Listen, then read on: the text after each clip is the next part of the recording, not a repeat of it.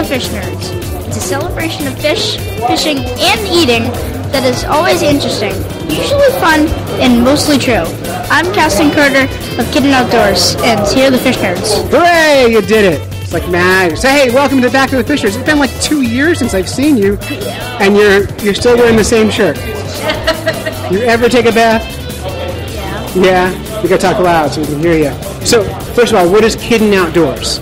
Kidden Outdoors is a company that gets kids off of video games and outdoors. You can't do both at the same time?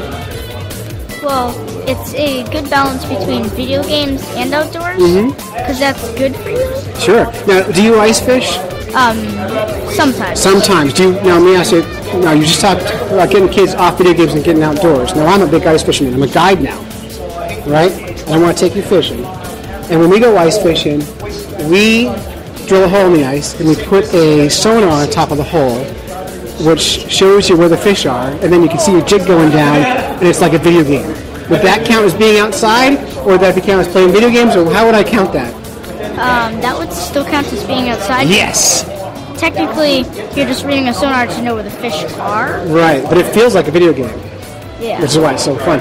What is your favorite fish to fish for? Largemouth bass. Largemouth bass. And is there something about other fishermen that makes you crazy? They catch a lot of huge fish. They outfish you? That makes me crazy too. So, hey, good. Casting Carter, thank you for coming on the Fish Nerds podcast. Good to see you again. Yep, thank you. All right.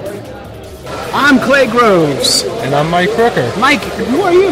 I'm a big fan of the podcast. I'm here to help out. One of the great things about, I'm going to brag a little bit, one of the things I really like about doing the podcast is the people we meet. And you're one of our kind of people we met in the last year, and it kind of changed a lot of what the show is about. You've actually had an impact on the show. By the way, all the noise you hear in the background, this show is recording live at the New England Fishing Outdoor Expo in Boxborough, Massachusetts. So you're going to hear a lot of noise today, and I can't fix it. We're in a noisy place. But one of the things the Fish Nerds podcast, when people all weekend ask me what we're about our listeners. And so, Mike, you're a listener. Why do you listen to this show? What are you doing here? Well, I started out hearing about you guys on NPR. We're famous.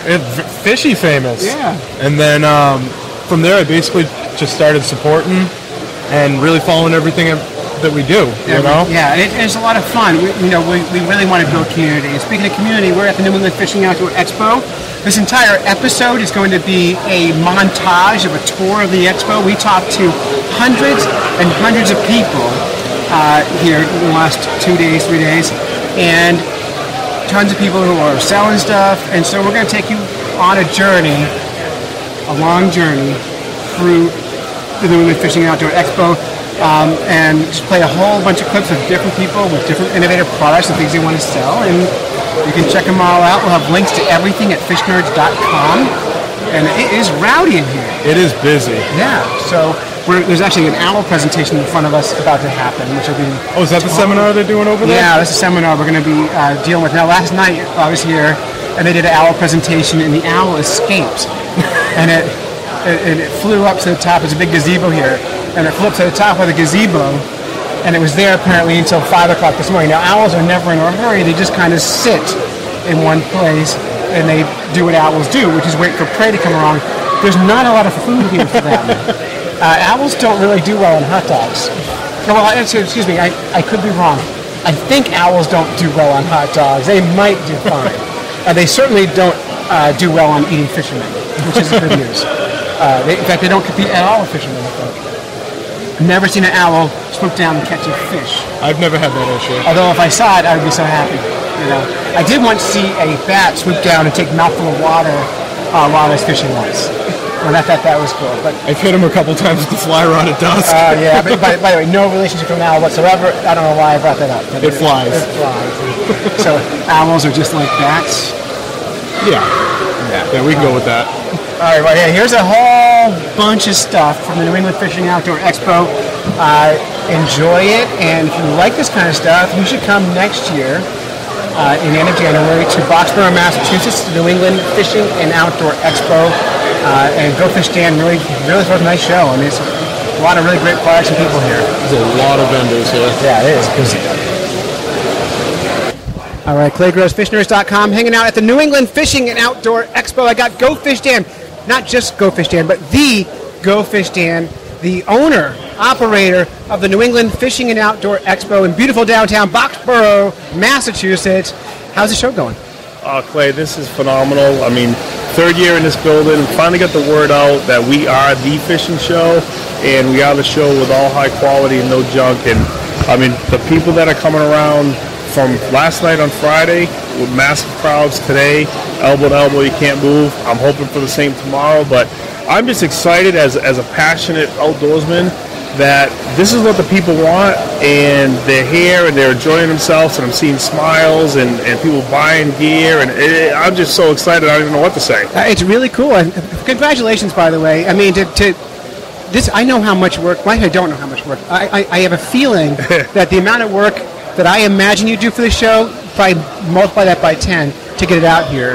Yes. I remember talking to you through email the day before the show, and even your tone in the email was, I'm in a hurry. What do you want? I got a lot to do. Right. So now that it's going, is it kind of like the pressure coming off and just kind of a train running forward? Yeah, and yeah, I mean, pretty much it's a ton of work. So Labor Day, it really ramps up, and starting Columbus Day, I'll just say you burn 16, 18-hour days all the way through the expo. And then after the expo, I basically get my sleep back. Excellent. So after the expo, I'm going to invite you just to come up, Go Fish Dan, do some ice fishing with me. Yes. And just for a relaxing day, on the ice, no pressure, just relax. So would you come fishing with me? I will be there under these conditions. All right. We catch 3 perch and 1 laker. I can actually, that I can deliver. Okay, so I'll be there. I can deliver that. I might over-deliver.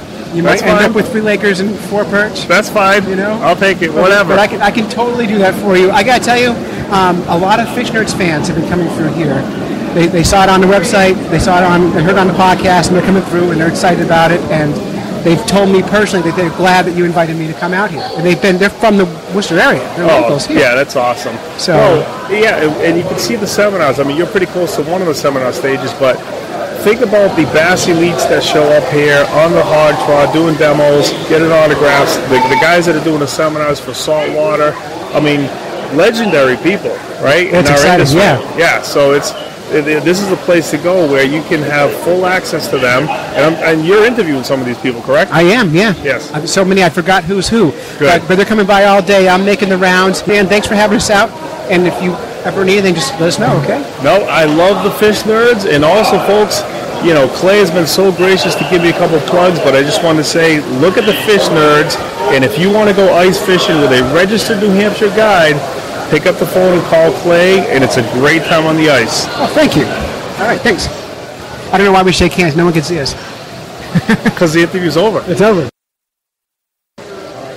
My battery's almost dead. We're going to race the clock here, okay? ClayGrowsFishNerds.com, hanging out New England Fishing and Outdoor Expo in beautiful downtown Boxborough, Massachusetts. Woo! I know. Have you been here before? I haven't. This is my first trip. It's crazy. I actually stayed at this hotel once in the middle of the night when I was tired of driving, and I had no idea. If I knew there was in the lobby was a pool, my kids would be here. Why aren't you in the pool? I don't know.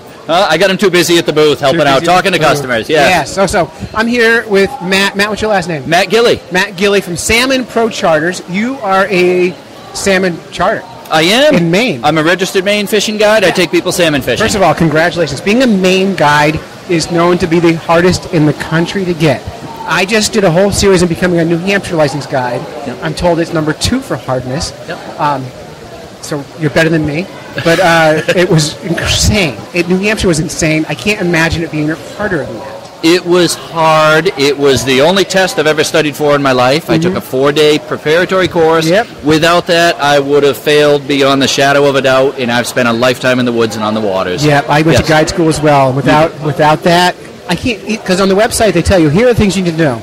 But the depth of knowledge and the types of questions they ask you, almost not fishing related whatsoever. No. Expert at wildlife, expert at mountaineering, expert at map and compass, expert at everything except fishing. Everything except fishing. There was 5 minutes worth of talk about fishing in a 2-hour test. Yeah. It was tough. It's insane, but congratulations. You can wear that patch, and there's my patch right there, see? Oh, Oh, mine's on my old beat-up fleece that I fish with. Yes. Yeah, but you have to wear them when you're working. But Yes. congratulations. So Salmon Pro Charters, where are you out of? We're out of Hamden, Maine, so that means everywhere I fish is an hour and a half, 2-hour tow for me to get to the best lakes in Maine, and we got plenty of them. So you don't. Yeah, Maine is great because you can salmon fish. Don't take my pen. You can take my pen. That was wicked fishing. Anyway, so Maine is a great salmon fishery statewide. Now I was talking to New Hampshire Fishing Game. We're not allowed to keep salmon through the ice because the fishery is so weak. Correct. Yep. Maine, we can keep them. crush We've got 'em. plenty of salmon. Yes, Yeah. we catch and release a lot of fish, but we do like to eat them once in a Now, while. do you charter year-round? Yes, I do. Ice fishing too. Yes, ice fishing's a hard sell for those out-of-staters, but I keep them warm. That's the thing is, if people don't realize in modern ice fishing, it's all about comfort. Absolutely. They don't- Dress in all the clothes you own and get in my shack with my heater, and you'll be fine. That's exactly how I put it. Yep. They always say, I don't want to be on the ice in the cold. I'm like, it's not about being cold. No. We're going to make you comfortable, and you're going to catch fish. Now, are you getting them jigging or setting traps? We catch 90% of our setting traps. Really? It I'm the is. opposite. I'm a jigger. There's an art to it, and I've been years of floundering around, but we've got it figured out pretty good now. You've got it zeroed in. We do, yes. Let's say typical day, 40, 50 salmon. Typical day, 140, 150, Yeah, right. you kidding? Now, salmon fishing is a little bit different than the typical trap fishing that people do, right? It is, yes. Tell me about, like, because we don't do it in New Hampshire through the ice. How is it salmon fishing through the ice different with a trap than any other? Like, what's special about it? How do you do it? One thing that we like to do is we fish anywhere from 2 feet below the ice to 10 feet below the ice. So you're fishing in the water column, not down near the bottom. We're fishing in the top of the water column. I like to be out in 30 or 40 feet of water, get away from shore a little bit. Mm-hmm. The best part about salmon fishing with a trap is when you run over to that flag, you know it's a salmon because the reel is screaming so fast, the trap is shaking. Or you're shaking water bubbling out of the Shaking hole. water is bubbling. Yeah. You feel like you better grab it quick before something breaks. Right, Yes. but if you grab it too fast, you can lose the fish. Then you can lose a fish. It's no easy chore to land one. And you let your client set the hook on all those, or do you do the first one and hand to them? Or I talk them through it, and I let them do every bit of it. I Right. told them I've caught enough fish. I get more enjoyment out of watching them catch a fish. I'm shocked. Yep. I am as someone who just now started guiding. The first time a client, my first time trip was a lake trout trip, Yep. and I announced on my show I'm not a lake trout guide, and the guy demanded we go lake trout fishing, and a lake I refused to fish in. So Perfect start. Yep. perfect Yep. start. But he knew it. He knew he wasn't going to catch any fish. Right. He caught 12 lakers Yeah. that day. That's a But good day. Watching him pull his first lake trout out of the ice, Yes. the joy I felt was reminded me of when my kid caught her first fish. And it's just, and every time now, since I take clients out, watching them catch their first new species through the ice, I feel that joy over and over and over. Are you feeling the same? Absolutely. I Yeah. have caught enough fish. I take much more enjoyment watching someone catch their first salmon, whether Yeah. it's through the ice or out of the boat. You hear them squealing and howling. They're watching a fish jump out in the open water. It's Beautiful. really a thrill. All right, Yes. so trolling or jigging for open water for salmon? Trolling, we troll all day long, and we catch a lot of fish doing it. That's fun. Yep. That's Yep. fun. That's cool. Hey, Yep. congratulations. Now, so you make a full-time living at this, or is this a part-time gig for you? We're very close to full-time now. Hey, I have a supportive congratulations. wife, and she said, go for it. So that's one reason we're down here. Yes. Beautiful. I hope you book a ton of trips. If you ever want to come to New Hampshire, I'll take you fishing, and I'll be happy to come out to Maine and hang out Thank with you. We need to too. swap a trip off once in a while. Anytime. I'd love to do that Anytime. stuff. All right, so Yep. Salmon Pro Charters at salmonprocharters.com. .com, you got it. And you guys are all over Facebook? We sure are. Good. Share your stuff on our stuff. We'll pump it out to our people, and thank you so much. That's awesome. Thanks for having Yeah. us. With Adam from Vintage Fish Company. Adam, you having a good time? I'm having a blast. Yeah, well, so welcome to the expo. Is this your first time coming here? It's my first time at this show. You book any trips? I haven't yet, but we're ready. The book's here, and now we're ready to put some names in it. So you're a tuna guy. We are. We're a tuna charter out of Portsmouth, New Hampshire, and we also fish for ground fish, cod, haddock, and pollock. That's cool. My favorite cusk. I love cusk We fishing. fish for cuss too. Yeah, that's my we favorite. catch them. Yeah, Well, that's cool. You're out of Portsmouth. we're out of Portsmouth. And do you have a store there too? Tons of apparel. We have and we sell off of the boat. Northern Lights is the name of our boat. We sell off a fishing vessel, Northern Lights, and we have a website at vintagefishcompany.com where you can buy all of our branded apparel. And we have nautical gear and gifts and tackle. We have new signature tuna rods. So the rods that we use on the boat, we also sell. Perfect. And the tackle that we use to catch our fish, we also sell. That's cool. And what's your success rate like? I've been tuna fishing once. Do you know Captain Sean? I do. Okay, so I've been out with him a couple of times. Never caught a tuna fish. What's your success like? Tuna fishing is also tuna wishing, and you never know. Yeah. Sometimes you can you can minimize the odds if you know what you're doing, and you've got some good coordinates that are produced. It's all about talking to your friends and helping each other. But any day you can bring a tuna in is a good day. It's a totally good day. And while you're tuna fishing, you're catching other fish too, right? We do. Jigging up some mackerels or some other ground fish. Yeah, and all we that. do. And we've actually, last year we caught about a 600-pound poor beagle, which was pretty interesting. Wait, say that again. 600-pound what? A poor beagle shark. Oh, wow. 600 pounds? Yeah, he was a huge fish, and it was a lot of fun to fight. I can imagine. My best is a 300-pound mako. Mako, yeah. With Captain Sean. Yep. Crazy fish to catch. Yeah. Scares the hell out of me. I don't know how you guys do it. You guys are so much tougher than me. So I'm an ice fisherman, so I get a fish that's 1 pound. I'm like, I got 1 pound fish. And you guys are crazy. That's awesome. That's cool. Well, hey, congratulations. This is what you do full time? I do. I have another job that I do as well. I've always been curious because I know very few people who make a full-time living in the fishing industry. It's really challenging. I work full-time for a power company, building power lines, and I fish in the summer whenever I can. Fantastic. So that's Vintage Fishing Company. Website again? Vintage Fish Company. VintageFishCompany.com. And you guys are on social media? We are. We're all over Facebook and Instagram. Look us up. And as we say, get social with us. We will totally do that. And if you share things with us, we will always share everything out. VintageFishCompany.com. Thank you. Thank you. But I got Ryan Dubé here. Long-time listeners, everyone knows who Ryan is. Ryan, welcome back to the show. How you doing? Wonderful. It is the busiest I have ever seen this show this year. You know why? I'll tell you exactly why. Clay Groves and the Fish Nerds are here. Okay, that's the number 2 reason. The number one reason is he just touched my butt. And he's smiling about it. Right. That was Richard Yvonne from Maple Outdoors. Yeah. The number one reason I think is no ice in Massachusetts. Yeah, I would have to agree. I think 2/3 of these people would be fishing right now if they could. Now, they should be taking the kayaks out and going out and catching some rainbow trout right now. That's actually what I would be doing, but where I live, everything's still frozen. Yeah, and so what are you doing here? Selling kayaks. Selling kayaks? Have you sold any? About myself, I think about a dozen. That's pretty darn good. And what kind of, you're a feel-free guy? Yes, I am. Yeah. But yeah, I think, honestly, looking at what's happening this week, I really think that kayak fishing is going to blow up this year. I have not seen so many people excited about kayak I'll tell you, it goes back to the ice fishing problem you're having. You may be right, actually. If you want the upside of global warming is more kayak sales, and what I foresee, and here's what ice fishing companies should start doing: marketing those smaller rods for kayak fishing. Simple, stowaway. You're kayaking a day on the water. They don't take up any space at all. You can vertical jig all day, catch great fish with them, and they're missing an opportunity to partner with you guys and Feel Free or whoever you're doing because it's so obvious. You know, it's funny you mention that. We last year were going to have a tournament, and I think we'll do it this year with Snoopy poles. Yes, I remember you doing that. Yeah, I've got some great fish on Snoopy rods. Absolutely. But you can blow it up. We just used all those ice fishing equipment. People have this equipment sitting in their garages. They're not using it this year. They should be fishing with it. I'll tell you a story. My daughters love kayak fishing.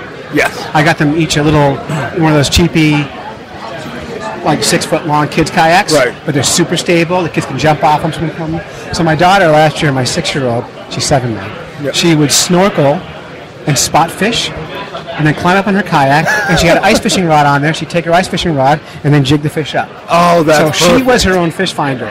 And the nice thing about these feel-free kayaks, these bigger kayaks, these fishing kayaks, is stability is really important. Yeah. And so you can use them as a platform. Yes. And so bass fishermen are loving them, right? They're eating them up. You stand up in them all day long. Yeah. And they've got motors in them. Right. That's the other thing I think that's insane. coming. Ours has got coming out this year both a motor and pedal system. Yep. That motor there, the Helix, weighs 13 pounds with a lithium-ion battery on it. So you don't have to carry a giant marine battery? Whole thing right there. That's unbelievable. Yes, and you can trade in your car and buy it. How long would that battery last? Now this boat, that's a different company, so I don't know all this. We don't like those guys. No, they're wonderful. I've got no issue. But from what I understand, at the demo, it was going all day. That's amazing. Yes. That's amazing. And so you can fish on these like a crazy person, have a great time. That's really cool. So, Ryan, you having a good time? I am having a wonderful time, actually. I got a feeling you haven't stopped talking in 2 days. We put the booth strategically next to the water. No, Ryan was pointing at actual bottled water, so yeah, it's really funny. Well, Ryan, thanks for coming on the show, and we're hanging out. This is Ryan at the Contoocook River Canoe booth, and he is selling Feel Free kayaks. Ryan Dubé, longtime fish nerd supporter and fan, and we're always so happy to see you. Thanks for coming on. Absolutely. Have fun. I'm here with Ralphie. Now, Ralphie owns Radfish Lures, radfishlures.com, and I've seen him at like 10 different expos in the last 3 years, and I've never got to talk to him because he's always selling so many lures. The only thing Ralphie likes more than fishing lures is money. That's what I hear. Ralphie, welcome to the show. Thanks, buddy. Thanks for having me. I first want to tell you that this fall you raised money for breast cancer research, and I want to thank you for doing that. You sold pink swim baits to raise money for the Breast Cancer Foundation, and I was touched by that. It motivated me to get in that same game and do the same thing. Awesome. So thank you for doing that. That's It makes a difference Very when welcome. people care about it, and that's cool. And companies that care excite me because it means that I feel good about buying your lures. Now, you own a lure company. Sure do. Do you pour your own baits? We don't pour our own baits. They're actually Good. That's a terrible job. They're You want actually, someone else to do it for yeah, you. I want to live a little longer. Yeah. They're actually manufactured, and they're manufactured by some of the best manufacturers in the country that have been in the business a long, long time, that are ex-professional fishermen. Excellent. So it's a quality product, that's Excellent. for sure. And I tell you one thing I love that you're doing. You're giving out business cards today. Absolutely. That you've like rubber band fishing lures to. Absolutely. We do a sample every year. We attach our business card with 2 or 3 different worms, just to give somebody something to go home with in case they didn't buy anything or didn't get to spend some money with us or things like that. So we give a card away. We gave a 3-inch decal away, and we also gave away the Radfish decals with the breast cancer awareness logo on it. Perfect. And we're still raising money for breast cancer awareness. You're still doing it. And that's so good. In January. So. That's so good. Yeah, it's almost February now. Huh? Yeah, absolutely. Now you guys must be killing it at the show this week. This place is so busy. Yeah, we're doing pretty good. It's always a good turnout for us, and these guys run a good show, and the people know that, and they show up. They sure do. Now, how long have you been running Radfish Lures? This is our 5th year in business. 5th years in 1 business. year of startup, 4 years of actually doing business with a website and a business. So Now, is this your full-time gig? it's not my full-time gig. It's starting to become full-time gig, to be honest with you. And it actually kind of is a full-time gig because I never really stopped working. So I work at my full-time job. I come home and I work on Radfish, and I wake up and I work on Radfish. So it kind of is full-time It feels it, doesn't because it? it's full-time in my life. But I have a full-time job also. So. Good, and that's what everyone tells me is like keep your full-time job until you can't anymore, and then see what happens. Absolutely. I don't like to sit around, so I just want to stay busy either way. All right, good. That's Ralphie from radfishlures.com. We love these guys, and if you want some good baits, go to their website, check it out. We'll link back at fishnerds.com to everything they have. Absolutely. And we thank you for having us. Yeah. You guys are great at what you do, and we need more people like you guys out there stirring I up agree. the fishing world and I having agree. a little fun. Yeah. And sure, anybody that wants to check us out, we're at radfishlures.com. All our baits are made in the USA. They're a great product. We stand behind everything we sell. Yeah. I hand pick and select all my own baits. Do you test each package one? Our own bird. Yeah. I almost we almost do by looking at them and making sure everything's okay. Good quality control. We like to call it. Perfect. I have one question for you. Sure, Follow up. sure, bud. This is a follow-up. You're going to like this question. If you got in a fight with Jack Houghton from Daddy Mac Lures, who would win? Jack's got a couple pounds on me, but I'm a feisty little But guy. you maybe have reach. I don't know. All right. Hey, thanks for coming on the show. I got a couple extra tools in my pocket that I can use sometimes. Perfect. Thank you. No, but Jack's a great guy. We love Jack, And yeah. Jack's on our side, so We're all on the same team. hopefully it's me and Jack against everybody else. Love it. All Love right, it. Thanks. Thanks a bunch. I'm hanging out with Liam Geary from Backwoods Graphics. Backwoods-graphics.com. We figured that out in the previous interview. Yes, this is our second try at this because I'm not smart enough to push the record button on this stupid machine. But hey, welcome to the New England Fishing and Outdoor Expo. It's cool to meet you. You did our graphics work for us for this. We had some decals you guys made for us. I did, and I hope you're extremely satisfied with them. Well, as we know, the Fish Nerds decal is the best that you've made yet. The best. The My best. daughter picked it out especially. It is her favorite. You win clout, bragging rights, and you got a Backwoods Graphics sticker. I got my own. Sorry, we're grumps. We fish with strike indicators, not bobbers. And we don't have stickers. We have decals. Oh, sorry. Yeah, let's get it straight. There's a difference. 20 lashings with a wet noodle. I Grow up, apologize. man. Come on. How old's your daughter? She is 7. 7. Fun age. Fun age. What's her name? Her name is Irish. Irish. Irish. That's Unique. Cool. That's good. I have a 7-year-old and a 9-year-old. So Ooh. same. Also fun ages. Same boat. So you bring the kids up fishing with us. Yes. They do on the ice. They teach us a few things. So good. Wait, Backwoods backwoods-graphics.com for all your backwoods graphics needs. Backwoods Graphics. If you want to put a decal on a tree, Probably not the people to go to. probably a poor choice. Yeah, you want to go to the keyboard. I would recommend a knife. A knife on a tree. So good. All right, thanks. Okay, we're running here. All right, Clay Groves. We are still at the New England Fishing and Outdoor Expo. I've been here for a day and a half. I'm exhausted. I have not stopped talking in a day and a half, but I feel lucky because I have Brian, whatever your last name is, Volkernick? Yep. Brian Volkernick and Cody Rubner. Yep. Rubner. And you guys are from University of Maine. Yep. But you're part of the Bass University? Yep, so Is we're that down right? here helping out with the Bass University. They invited us down for the second year. That's cool. Talk loud and right to that, okay? All right.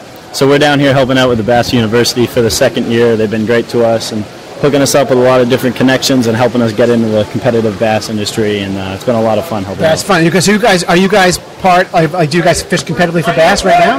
Yep. Yeah? Right now we're a part of the FLW College in the Northern Division, and we go to New York, Chautauqua, and we've been to the Potomac River, and we're not yet part of bass, but we're looking forward to it. You guys are crushing it. Now, I interviewed Brad Knight a couple of years ago who won the FLW. First time I've ever talked to anyone who from the FLW because it's a different world for me because I'm really in the nerdy world. You guys are kind of in the jockey world. You guys are actually considered a sport. Yeah. Like a real sport, like collegiate sport, right? Yeah, we like to think we're better than the D1 hockey program. So you guys are going to letter in fishing? Like, that's so nerdy. I mean, that's insane, right? Oh, yeah, we're committed to it. Yeah, what's your fight song? We got to come up with one. You for need to fishing. make one up. It's all fishing. Get rid of this stupid bear. Black bears don't even eat fish. It's the dumbest thing. So, but you, Maine, you guys are local. I'm in Conway, New Hampshire. You guys are an hour away from me. If you guys want to come fishing, I'll take you bass fishing through the ice. We caught a 6-pounder the other day through the ice, and it was wonderful. Oh, yeah. On a jigging rod, 2-pound test. Oh, I'll do it. All day, right? No problem. But so, what's your major in college? I'm marine biology. I'm a senior marine biologist. Perfect. Nerdy as hell. Yeah. How about you? Wildlife ecology. Oh my God, you guys are smarter than me too. What do you want to be when you grow up? I'm trying to be a fish biologist. Hopefully. I mean, I'd like to see where I end up in the fishing industry or marketing or something like that. I mean, maybe I'll be taking his money on the pro circuit one day or the other way around. Well, and you can do both. And having this marine background, the study of biology background, gives you an edge over all these bass guys, right? Most of these guys, they don't know stuff. Right. You guys, not only do you know how to fish, but you know why the fish act the way they do, where they live, how they act with different water temperatures, what they're eating, how the forage, I mean, you know all this stuff that's way beyond what they know. Definitely. And I'm a teacher, so I'm always biased towards education guys. Now, on this podcast, we've got one of our correspondents has her doctorate degree in fisheries biology, and she's always sharing stories. And you guys could be part of that. You guys could you learn something new. You want to call the show? Tell us something cool. Definitely. You know, and fish are fun for me because I like learning everything about fish. I get super crazy about it. So, part of Bass University, are you guys doing seminars here? Yep, there's a series of 6 pros that are down doing seminars. We're helping them with the setup process and facilitate, making sure everything goes well, and listening and learning a couple things. Good. And what pro is your favorite? And who's a jerk? I'm excited for Mark Daniels Jr. to come tomorrow. Yeah, coming tomorrow. Yep. So make sure you introduce me. Yeah, definitely. I never heard of him. I don't follow at that level, but who are you excited about? Cliff Crochet, he seems pretty interesting to me. Good. I follow him on Instagram and all of his. I've just started following some of these guys. I've been following Mike Iaconelli for a while, and I'm starting to pick up all these guys. Have you met him? Oh yeah, Mike was here last year. He's crazy. He's yeah, I thought he was going to be here this year, and I was all excited to meet him. I listened to his podcast, which by the way, mine's beating him right now on iTunes. So suck on that, Mike. But I was hoping to meet him and do some stuff with him. But hey, guys, thanks for coming. How can people find out more about Bass University? Well, the Bass University, you can find it on all the different social media outlets, Instagram and Facebook, and you can also find the University of Maine Fishing Club on there. We're UMaine Fishing on Instagram. We're also www.umainefishingclub.com. Right, and of course, all these links and more at fishnerds.com. And anytime you guys have to share stuff with us, we share it out to the world, okay? So Instagram, Twitter, whatever you have to be on, we're there. Sounds okay? good. Awesome. Thanks, guys. Thank you. I'm hanging out now with exhibitor Harry Desmond from the Berkshire Rivers Fly Fishing Organization. Tell me, what is this organization? Yeah, so we're in our 7th year of business, And what we do is we do fly fishing exclusive trips in Berkshire County, which is extremely Western Mass. And the reason I say extremely is because every time I say Western Mass, people think Deerfield or Quabbin Reservoir. Which is not, that's Central Mass. Western Mass to us, actual Western Massachusetts people. So, yeah, we do that in Berkshire County, and we fish anywhere from southern Vermont all the way through Berkshire County, right down to northwest Connecticut. Well, good. Now, I used to work in that area of Massachusetts. I used to work for the state of Massachusetts driving an environmental educational van from state park to state park. So I've driven this like crazy van up, is it Mount Adams? Greylock. Greylock, near Adams, Massachusetts. Correct. And I've been all over that part of the state. And people who haven't, it's amazing how many Boston area people have never been all the way west. Mm-hmm. Western Massachusetts. The nature there is gorgeous. It's a different country. Yeah, absolutely. No one knows about it. Yeah, let's keep it that way. So we're not going to tell anybody about it. Well, here they are. You need those people. Absolutely. Massachusetts, just like New Hampshire, are losing fishermen every year. They're just leaking out. They're stopping the fishing. They're not doing enough of it. And people like you, guides like you, people who bring people out, actually really is helpful to everyone. If someone buys a license, those fees go directly to preserving the land and helping the fish species do well. So we need more people out there, especially if they're going out there to fish. And even better if they're hiring you. So are you a guide? I agree. Yep, so I run a guide service, and basically what we do is we try to customize our trips to everybody's individual needs. If you're looking for fly fishing for trout, which is the big one, but we do fly fishing for pike, we can do it for carp, or even if you want to do fly fishing for half a day and then you want to switch over to spin fishing, we're not going to say you have to do one or the other. Our big philosophy is make sure that the bend is in the rod with a fish on it. We don't care how you got it. That's how I fish too. I'm like, what's working today? Let's do that. Right. I don't think one's better than the other, and the fish don't care. Fish want to eat. The fish are going to be fish. So that's super good. And so 7 years in. 7 years in, yeah. And I basically moved out west when I was 18. I lived and worked right in Yellowstone National Park and did that for 8 years, and I really picked up the fly fishing there where I grew up spin fishing out here. There, yeah. It was huge, huge. And so I learned my love out there, and then I came back here to the East Coast and actually learned how to fly fish. Right, and putting the time in makes a big difference, and guiding people actually makes you better at it because you're thinking about technique all the time. You're always like correcting people and telling them what to do, and so you're thinking about things in a different manner than you would when you're on your own. So absolutely. It's about learning personalities and how personalities learn and how you can deliver your message to each personality and how the folks go about it. So. And it's highly variable, right? One person. Oh yeah, everybody's different. And I got to do a lot of management jobs in the years prior to being a guide, and learning management style actually helped with how to get through to certain folks. Of course. Now. Are you guide for a living full-time year-round? Yep, we're finally, I kind of jumped off the cliff 2 years ago. I'm going into my third year of full-time guiding at this point. This year we did just under 100 trips. We did 98 trips, and it's growing every year almost by 60%. So it's starting to get. And that's how it works, word of mouth, right? Word of mouth, and like you were saying earlier in the show, the biggest thing is the conservation of it, the conservation of the sport, and getting folks out and learning that and teaching that, and it's a whole sustainable practice within the industry. Beautiful. Well, hey, congratulations. That's Harry Desmond from Berkshire River Fly Fishing, and you can find links at fishnerds.com. Harry, thanks for your time today. Yeah, thank you. I appreciate it. All right. We always shake hands at the end of interviews, but no one can see us. Right. Strangest thing. But anyway, I'm here with Jay from Bog Hog Baits. That's Bog is spelled B-O-A-G. Yep. And you're the new owner of this company. Yes, I am. Yeah. So welcome to the Fish Nerds. Yeah, this is awesome. Awesome to be here with you. I like it. It's exciting. Now, tell us, what is Bog Hog Baits? What do you sell? Well, Bog Hog Baits, a lead-free jig company. Bass jigs. We were just talking about, just before you came on, I was talking to someone else, and we were talking about the importance of being lead-free. Yep. And even if you're in a state that's not lead-free yet, you should be going in that direction. As an ethical fisherman, you should be thinking in those terms, because lead, we know, is bad everywhere. That's right. Not just in states where they're illegal.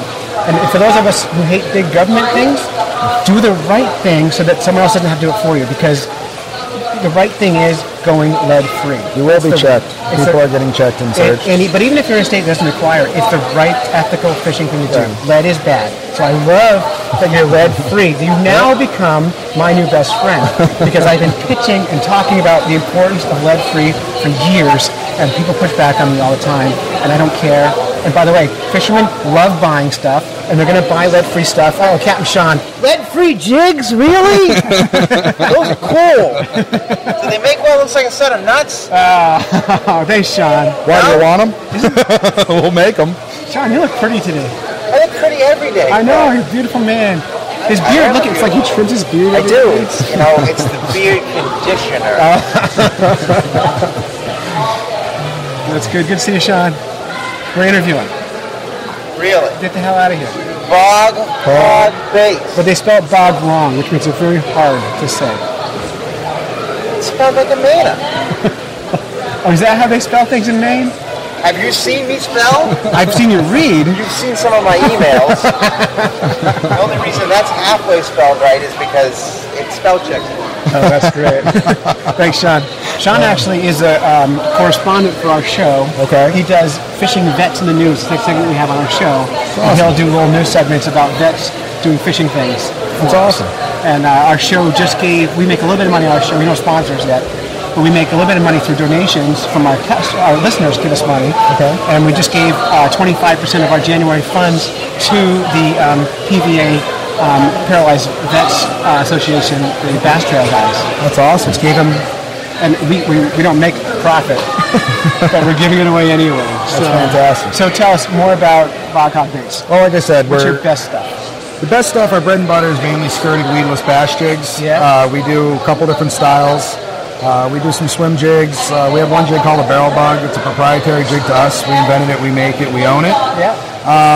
But really, what I like to say is we don't really do anything different than anybody else. I think we stand behind it more than anybody else. That's really important that you can do that. So what we do is I have a guarantee with my jigs. And what I'm going to say is because I make my jigs by hand and because I do it in my basement. You make your own stuff? Everything I do is made by hand in my basement. That's amazing too, because a lot of companies are rebranding and doing the thing, which is not a bad thing. It's valid business. Everyone's business is their own business. But you do it yourself. That's a lot of work. Yeah, this company actually, as of last August, I was a customer of the brand. Yeah. And they were shutting down, right? They were shutting down, yeah. The brand was going to be shutting down, and it had a loyal following from a lot of people. And when it came to a point where I'd heard about that, I happened to live within 10 miles of the existing owner. And I contact him, and we got talking, and I said, the brand can't go anywhere. I said, first of all, for myself, I said, I need to get some jigs. Where am I going to get them? Right, because I thought of everybody else. Guy, yeah. And I bought it. I took a loan out of my retirement, and I bought it. Wow. And I went, I believe in the brand enough to save it. It's amazing. And we're going to do whatever we can do to keep it going. That's remarkable. Now, this is a personal question, and I've been asking most people this question because I'm trying to figure this out. I am a fishing guide. Okay. I own the podcast. I own a guide company, but I don't make a living in the fishing industry. Okay. Are you making a living in the fishing industry? No, I'm not. No, you're not. It's harder than people think, right? Yeah, I work a full-time 40-hour-a-week job, and then I work probably another 50 hours a week making jigs. Yep, all these part-time jobs become full-time jobs on the side that you don't make enough money to live on, but man, is it a labor of love, right? Yeah, I'd tell you what, if I was a millionaire, I'd do it for free. I'd give them away. Oh, if I was a millionaire, it's a lie, I'd do it for free. Yeah. Right. But it wouldn't be for free. You'd be paying to do it, right? Yeah, right. But yeah, I mean, it's so good. I always think about, like, if I was a billionaire, would I be president? Not a chance in hell. Yeah, no way. Not a chance. I'd be having way more fun than that, Yeah. So it's just crazy. Congratulations. Yeah. And so far, people can find you on Facebook, and we'll link everything at fishnerds.com for you. And we will have our webpage up and going within the month. Good. We're just working on that. We'll have it up and going soon. Well, do me a favor. When that launches, I want you to launch through the Fish Nerds. I want you to share it immediately. And absolutely. We'll get it to our people, and they'll all know about it. Oh, it's awesome. We'll make a big deal about it. And as a conservationist and a fisherman, the lead-free thing for me is primal, number one. Yep. One of the most important things you can be doing for the industry, and you're a superhero for doing it. Yeah. And I thank you for coming on the show. It's Bog Hog Baits, B-O-A-G, Hog Baits, and with New England Fishing and Outdoor Expo, and having a great time. Thank you, Jen, for coming on the show. I appreciate it. All right. Awesome. Hanging out with Captain Sean Tibbett from MaineTunaFishing.com. Captain Sean is looking beautiful this morning with his baby blue shirt on and his bright bright eyes and bushy beard and all that stuff. You're so full of shit, it's coming out your ears. How are you? Good, how are you? Good to see you. Having a good show? Yeah, it's good. It's busy. The place is packed. What booth are you at today? Finnor. Finnor, and they are a fishing wine company? They are real manufacturer. I wouldn't wine though. They're a real manufacturer. They make the big gold ones. The awesome ones that only that tuna fishermen can afford to buy. Well, I don't know about affording, but but they're super nice. I mean, I've seen them. They're shiny. Yeah, you've played with them. I have. I've played with your rods. Yes, you have. You sick bastard. Yeah. So what else have you seen around here that's been interesting for you? There's all kinds of stuff. I mean, you got all the real manufacturers are here. There's fishing apparel. There's rod companies, boats, you name it. Yeah, these kind of expos are really fun for fish nerds to come to and kind of meet all kinds of cool people. Oh yeah, interesting people. And around here, I think it's busier because there's no ice fishing in Massachusetts this year because there's no ice. There's no ice. So everyone's at these expos going, and they keep coming to me and going, I want to go ice fishing, and they can't do it. So that's all right. I think I know a few guys that'll take them. We know some guy. New Hampshire's full of ice, so just drive north. So is Maine. That's right. Yeah. So who do we know? We got Tim Moore. You got Rich from Richard Yvonne from Twin Maple Outdoors. Yep. You got me. I don't know about you though. I would hire me. I heard something about you in Silver Lake. Oh, I've been catching fish in Silver Lake. I don't know. Oh, you're catching them now? I got my first guided trip. You're gonna love this. Oh yeah, so you learned to do it on a guided trip. I told the kid who hired me, I won't fish on Silver Lake and I won't fish for lake trout because I'm not good at those two things. And so he said, I want to go to Silver Lake and I want to catch lake trout. Yeah. And I went, okay, but you're not going to catch any fish. I took him out, and in 6 hours he caught 12 lake trout. Oh. I can't do that for myself. But for a client, and he tipped me a bottle of Bullet bourbon. A bottle of bourbon? Yeah. Did you bring it? I drank it. It's gone. Well, that's nice. It's gone. That's where this came from. Yeah. Yeah, you're filling back out. I am. It's donuts and bourbon. Donuts and bourbon. Delicious. So good. Well, hey, Sean, thanks for visiting. Yeah. Patrick from Kentucket River Canoe Company is hanging out with me. We are in the big room at the expo. What do you think of this place? It's great. There is a lot of people here. It's crazy. You know why it's so busy? I'm going to tell you a secret. No ice in Massachusetts. Yeah, well, same in New Hampshire, too. I'm in Conway. I'm an ice fishing guide, and we are on the ice. I am on a foot of ice up where I am, so it's not bad. But here in Massachusetts, there's nothing. So you can go swimming if you want. You shouldn't. But you can go kayaking, couldn't you? That's true. Actually, a couple of people said, gee, I could get a kayak right now and go out this afternoon. Now, is selling kayaks mainly what you do? We sell canoes, kayaks, and stand-up paddleboards. Yeah, but fishing kayaks, it's where it's at right now. The last couple of years have been blowing up. Now, I was fishing with Ryan Dubé this fall, and he had one of those feel-free kayaks that blew me away. I was in a regular canoe, and I couldn't keep up with him. Why are the fishing kayaks, like, what's special about modern fishing kayaks versus what they were even 10 years ago? Well, technology, like anything, it's just things are getting better. A lot of guys and gals, they've got power boats, but they want to get into those smaller bodies of water. They're finding kayaks, they can do that. And the expense. Some of these power boats are thousands of dollars. You can get into a kayak, for under $1,000 or just over $1,000, and you can have lots of fun. And no gas required. And no gas. I mean, some of these have pedal power, right? And some have trolling motors in them. They have electric motors. That's insane. Paddle, so you can have it all. Yeah, it's crazy cool. I went out with another friend and I got in the boat for the first time, and I grabbed the paddle, and he goes, why do you have a paddle? And I'm like, because I'm running a kayak, and my brain could not wrap. I never touched the paddle one time the whole trip. Oh yeah, a lot of having that hands-free option. You're pedaling, or you've got power. You're fishing, shoreline fishing, makes it great. And what brands kayaks are you guys big on? You have Feel Free, it looks like, right? So here at the show we have Feel Free, Wilderness Systems, Jackson, Perception, Old Town, and Native Watercraft. So you've got a pretty good selection, and you guys are Kentucket River Canoe Company out of where? Concord, New Hampshire. Concord, so like the local New Hampshire guys, I'm a big fan of anything in New Hampshire, which is great. And what's your website? The website is kentucketcanoe.com. Easy enough, right? And open year-round? Open. In the winter, we're open by appointment. By appointment. So they can find you online. Say, hey, I want to go buy a boat, and you'll show up and sell them. Oh yeah, the fishing crowd, they're already calling us. They're itching for fishing. You're not kidding. Not on the ice enough. So cool. Right. Patrick, thank you so much. Thank you. Jack Houghton. Jack, you've been with us since we first started the podcast. Let's get you a little framed up here. That's right. And we're hanging out with Jack from Daddy McElroy's at the New England Fishing and Outdoor Expo. And we're going to talk about some new baits you guys have. For those who don't know Daddy Mac Lures, they're a Massachusetts company, nice local guys. Some of the, I think, community building, as far as that goes, one of the best companies that builds community. Brings people into the industry and holds on to them tight. And friends are friends for the whole time, which is really great. And Fish Nerds are all about building that community. And I actually like your baits, which makes it even better. In fact, I'm going to try some under the ice this year. But can you tell us, first of all, what are your big sellers this year? Sure. We're still, the same big sellers from last year. We have the 5-inch yellow perch is on fire. So 5-inch yellow perch right here. I've got some very good bass with the 5-inch yellow perch. And for those who are listening, it looks like a yellow perch. But it's a segmented bait with a Kevlar lining on there. Some nice hooks. That totally catches fish. And then the sunfish. Sunfish, this is a floating bait. We call this bluegill. And You're so clever. And this will float and sink as you reel it. It'll go up to 3 feet. We've been doing some videos on Facebook. You may have seen them. The Get Bent TV guys did a great job. They do a good job. It's man. unbelievable. I interviewed them yesterday, and the work they do, it's embarrassingly good. I don't even want to make videos ever. Because 4.3 million views on our eel video. Unreal. And 400,000 views on the 5-inch in 4 days. And that sells.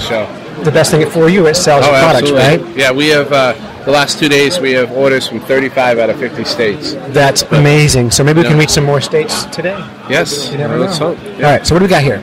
So I'll take what you do. I'll get rid of that. That's the sunfish. It's, a bestseller consistently.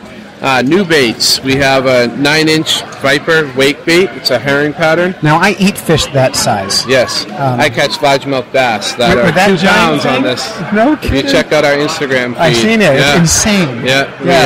You cast this, you big splash, you want to let it sit, you want to slowly reel it in, and hold on.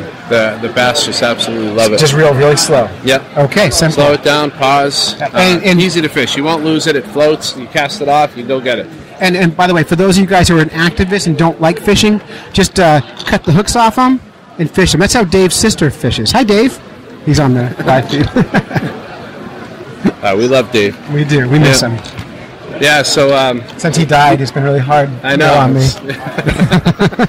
The interesting thing about this lure is parents will actually have us take the hooks off so the kids can play with them as a bath toy. Really? Yep. That's an expensive bath toy. Yeah, well, we go to some very ritzy places. That's amazing. Fishing shows.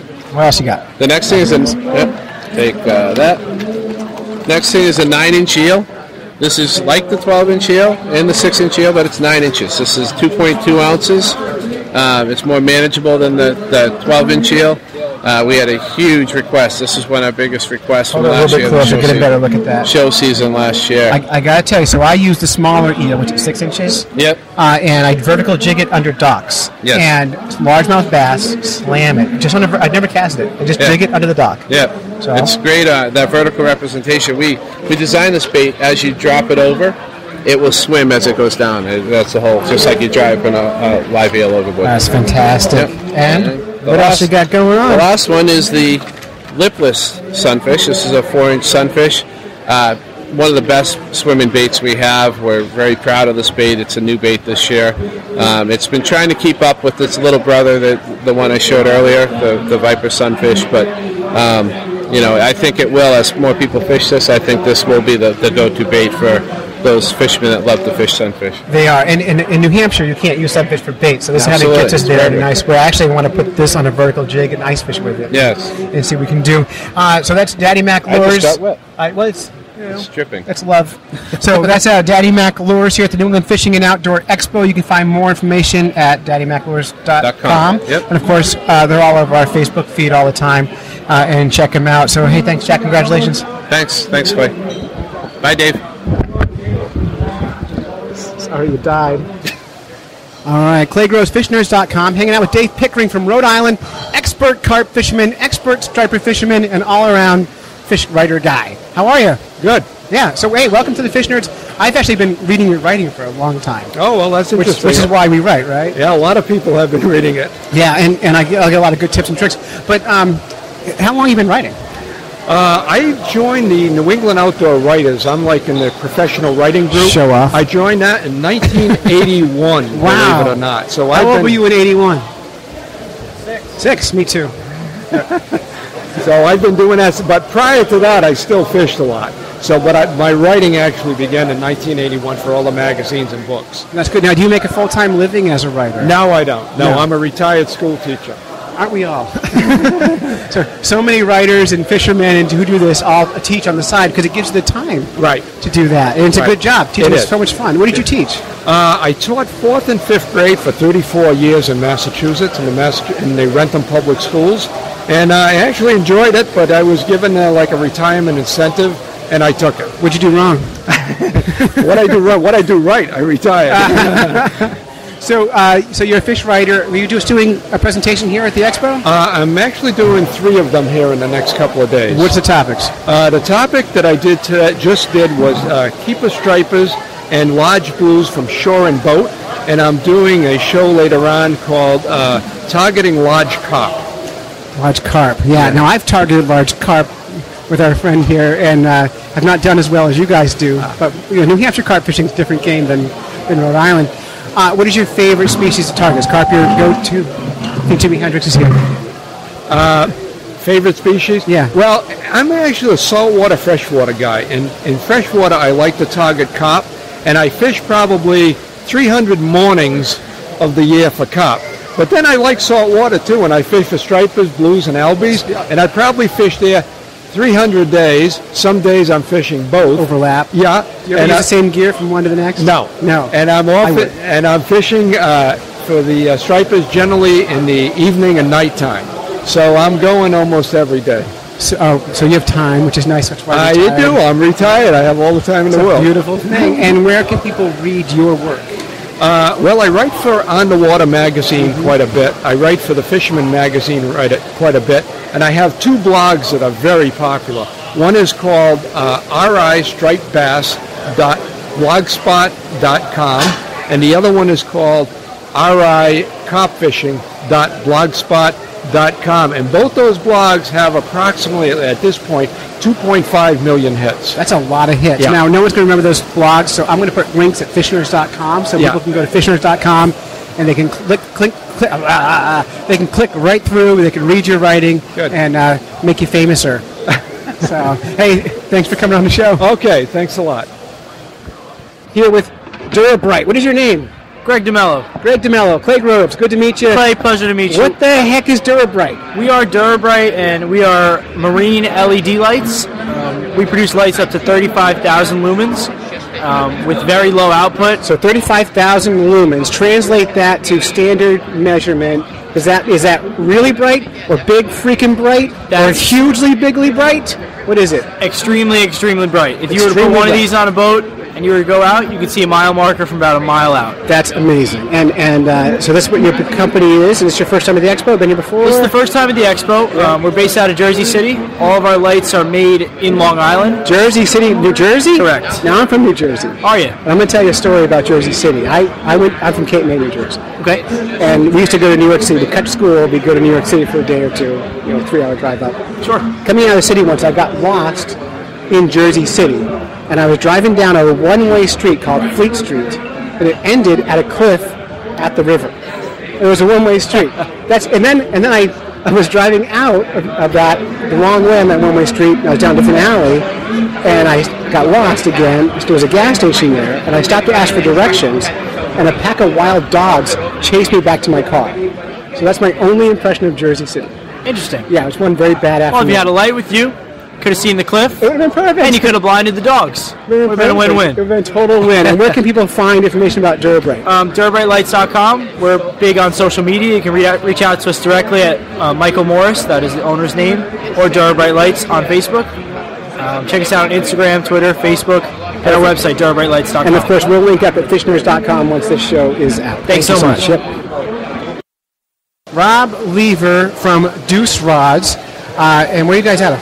We're actually out of Lafayette, Louisiana. Lafayette, Louisiana. We're here at the New England Fishing and Outdoor Expo. We're happy to be here. It is crazy busy today. It's very busy. I'm local to Massachusetts, even though I do work for a company out of Louisiana, and it's always good to see my home state And there's a lot of fish heads around here. They're crazy. That's one of the reasons I do the Fish Nerds podcast is I find fish is what brings all people together. There's not a culture in the world that has water near it. By the way, all have water near it. That doesn't fish. They all do. And it's one of those things that's a great equalizer. I'm always thinking, like people are disagreeing about politics and whatever. Just go fishing. Go catch a bass. I spent a lot of time on the water with a lot of different people. I'm over 200 days a year with the different company that I work for, and I'll tell you, no matter where we are, we always have something in common.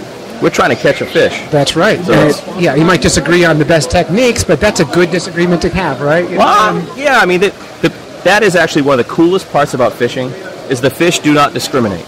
They don't care. They don't care. They're purely trying to survive. Yeah. So whether I'm flipping or pitching to catch a fish, whether you're drop shotting or finesse fishing, it's just about catching them. You just use 4 words I don't know. It's funny. I'm a fishing guy. I talk about fishing all the time, but I'm not, I don't watch, the Bassmaster Classics. Go Fish Dan was here telling me all the big elite big fishing names. I haven't heard one of the names in my life. and it's not because I don't care. It's just because I don't follow that kind of fishing. But it's still fishing. I'd be happy to fish with any of those guys. Well, you actually bring up another cool thing about the fishing industry. The names don't matter in the fishing industry. It's purely there are a million different ways to fish. There's a million different places to fish, and it's fun. That's the best part about fishing. It is fun to do. It's fun. I was trying to explain to someone asked me, Clay, why do you fish? And I struggle with that answer. Because fun is the only thing I can think of, but I can't actually think of why it doesn't make any sense.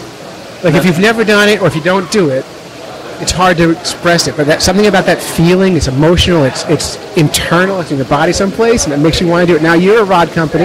I am. Yep. I work in a lot of different facets, but I am here with the rod company. With Deuce Rod Company. Yep. It's Deuce Fishing Rods. What's the website? It's deucerods.com. Mm-hmm. And you've been with them how long? I'm going into my second year with Deuce. I've worked in the rod industry for a little bit, but Deuce and I got together about a year and a half ago. You were telling me earlier it's a big redfish rod. It is a big redfish. And the only time I've ever caught redfish was in Lafitte, Louisiana. Ooh, you are speaking my language now. I went down to New Orleans with my wife a couple of years ago, and I emailed every fishing guide I could find down there and said, who wants to take a Fish Nerd fishing? And I got taken out with New Orleans-style fishing charters. Took me fishing. Yep. And I'd never been redfish fishing before, and we were doing I've never fished with a bait caster before. And he handed me a bait casting rod, and I've seen them, but I've never used one. And he was disappointed in me when I took a spinning rod and put a piece of shrimp on it. Yeah, it's funny because I'm from the Northeast, so obviously I cut my teeth in the fishing world, striper fishing and blue fishing. And when you were a kid, Zebco. Yeah. So for me, a spinning rod was always where it was at, and then once I got big into the freshwater world and working actually in the industry and then starting other businesses, I'd travel the country. They thought I was odd when I'd pull out a spinning rod. Right. And so that's actually one of the things I've done with Deuce is before Deuce was a redfish line, speckled trout, all bait casters, and I blew all of because we have a million guides in the New Orleans area, in Louisiana, and the second I started pulling out spinning rods, they kept calling me, did they call you a Guggen? No, he was very nice to me. People who are natives to Lafitte, they are gentlemen. Yeah. It was Mr. Clay, yes. Mr. Clay, Mr. Clay. Not once did he ever put me down. He had a pile of spinning rods on the boat. But he was very anal about it too. He would take the handles off every night, put them in a pile, and store all his rods with no handles on them. That way the rods wouldn't get tangled. And he's smart. Maybe he was. Yeah. But no, he did not call me a Guggen. That feels like a very New England thing to call someone. Well, it's funny because they were laughing at me at my first show. I do a bunch of shows in Louisiana, and he's selling Guggen rods. Guggen rods. I actually thought it was a good term, and then somebody came over and I was like, hey, I have Guggen rods on sale, and their eyes dropped. You almost could own it. It's Guggen Rod Company. Hey, if I have Guggens that buy our rods, we're actually obviously doing pretty good. Just like the fish don't care what you're holding. Yeah. I don't care who gives me money. It is. That is the beauty of the fish, because even equipment wise, I'm a junkie. I'm not even going to lie to you. We all are. I have a serious problem, and I love walking around these shows, especially this show, because there's so many different companies, and even other rod companies. I'm the first guy. I'll pull up there and I'll start playing with their rods and playing what they have, and man, I love the fishing world. I can't even begin to tell you. It's a lot of fun, and we meet cool people, and I'm super happy to meet you. We're going to wrap this up because I got 30 people who want to be on this show, and I can't do it all big long. Thanks for coming on. Say your website again. It's deucerods.com. Deucerods.com, and we'll put a link at fishnerds.com to everything at the New England Fishing and Outdoor Expo, and that way you can find all the people we've been talking to Thank you. Thank you. I appreciate it. Oh boy, here we go. Okay, my mic is on and hot. Ben from Eurotackle, welcome to the Fishers. We're at the New England Fishing and Outdoor Expo. It's been so busy. You must be selling a ton of stuff. Is that right? Yeah. Yes. And even if we have no ice, I'm still selling a bunch of ice fishing stuff. You know why? Because in New Hampshire, where I live, we have lots of ice. Yeah, in Maine too, and there is some people from Maine, of what I've heard. Yeah, I gotta tell you, so when I first found you guys at the Rockingham Expo, you were selling these mummy worms, right? That's right. I have been using them. I haven't run out yet, and I've been catching every species on them. Bass eat them, pickerel eat them, lake trout eat them, yellow perch eat them. Everybody loves them, and they're just mummified waxworms, right? In all different colors. That's what it is, and they come in 12 colors. And I remember you posting a bunch of pictures of different species. Yeah. And thank you very much. I'm sure because of me, you're rich now. Is that right? Sorry? Millionaire now because of me? Almost. You're welcome. But anyway, so it's Eurotackle, Eurotackle.net. Besides the mummified waxworms, which are my favorite things you guys sell, tell me about some of the other stuff. What's innovative? What's the big exciting thing? The big exciting thing this year, yeah, besides you, were the big step of the mummy worm on the ice fishing market. Yep. We are working with most of the stores that sell ice fishing stuff in the whole north part of the country. That's some amazing. Big box stores too. So it allowed us to invest in some other ice fishing stuff, like tungsten ice jigs, some those are great looking jigs too. Yeah, I'm gonna have to some come back and pick some up. metal jig, and the most interesting thing, according to me, are the microfinesse soft plastics. Oh, these are great looking. And so if you like ice fishing or even summertime fishing with plastic, Yeah, that's these for are the way to panfish, go. trout, everything. Yeah. Yeah, and those are great looking. I'm a big small angler. I like using small baits. And Me these too. These are fantastic. That's what we So- do in Europe. So I really try to follow the European Yeah. trends and. Micro finesse, you said, and those are great looking. I can imagine how many fish must just scoop those things right up. Yeah, I'm receiving great pictures from all over the country with them. That's great. And for people who hate using bait, it's a nice alternative, and I can't wait to get some of those on the ice. I'm going to pick some up tomorrow from you. No problem. And we'll share some more photos with you. But hey, congratulations. Thank you. You've been in the business how many years now? Just one? A year and a half. A year and a half. Yeah. You're starting to catch on. I've seen your stuff in different tackle shops. Thank you. Congratulations. Thank you. And what are you doing besides Eurotackle? Nothing. That's it. This is your job. Yeah, we are in over 1,000 stores now, so Wow. it takes time to take care of all of them. Congratulations. And we're in Canada too, the Canada. Canadian market. Yeah. Okay, but that's amazing. Congratulations, Thank man. you. It's good to see you again. Thank you. Good to see you And too. I'm hoping I'll see you going on every year in the future. And I hope so. You're killing it. You're doing Thank really you. well. People are talking about you, and it's great. And you got a fabulous accent. Don't those kids make fun of you I don't too know much. about that. How am I doing? You're doing great. So, Thank you. Perfect. Thanks. Thank you very much. We are recording right now. Oh, we're It's a live? podcast. Yes. Hello. I'm Clay from Fish Nerds. You are? I'm Josh, Big Z. Big Z. Butch. Jim. Filthy owner, man. Filthy owner. I've been following you guys. You guys are crushing it out there. We're doing all right. I see you guys working with line cutters now. And Yeah. Right here. Is that the custom ring? Custom. Wow, mine's pink, but I'm not wearing Hey, it. it's all about the pink. I'm not wearing it right now. Here we go. So we're recording right now. I'm doing a segment for the New England Fishing Outdoor Expo. I want to hear your pitch. What is Filthy Anglers? Why should we care about you guys? Get it everything. Filthy Anglers is what you want it to be. There is no true definition of Filthy Anglers. Genuine people, good people, supporting one another. Boom. Boom. Nailed it. And people can find you guys. www.filthyanglers.com, Instagram Filthy Anglers, or Facebook Filthy Anglers. Filthy Anglers. Of course, we always share your stuff all over social Yeah, media, appreciate it. so it's I really totally appreciate cool. it.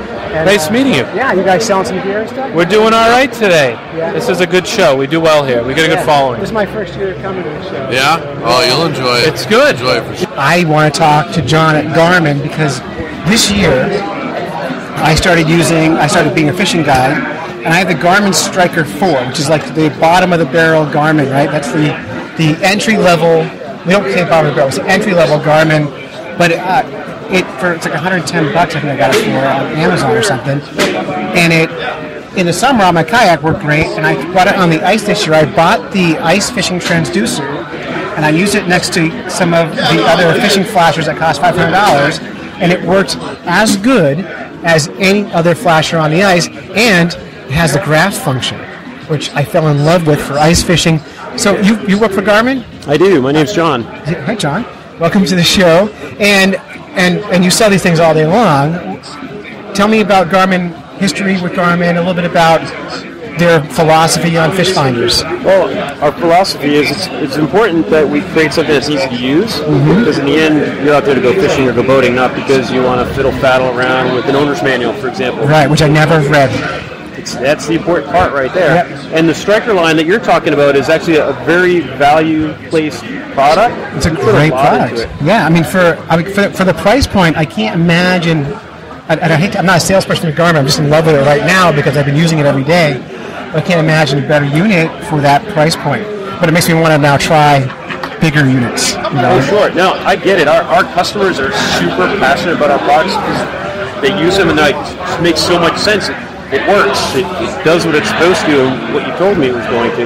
The Striker's a great line. It's a full-on chirp sonar. It's the same sonar that we put in our Echo Maps and our larger units. It uses multiple frequencies to give you really, really good target separation and definition from the bottom or from other fish. And the one you're talking about, the Striker 4, not only does the Striker series have a great fish finder in it, you can also get them with the down view 3D type bottom imaging, but it also has a GPS receiver. So while you're navigating, which I haven't used it. Yeah, no. So if you're on a spot and you're marking a nice piece of structure, you can save and mark a waypoint. It's not a chart plot. There's no charts in there, but you're also not paying for it.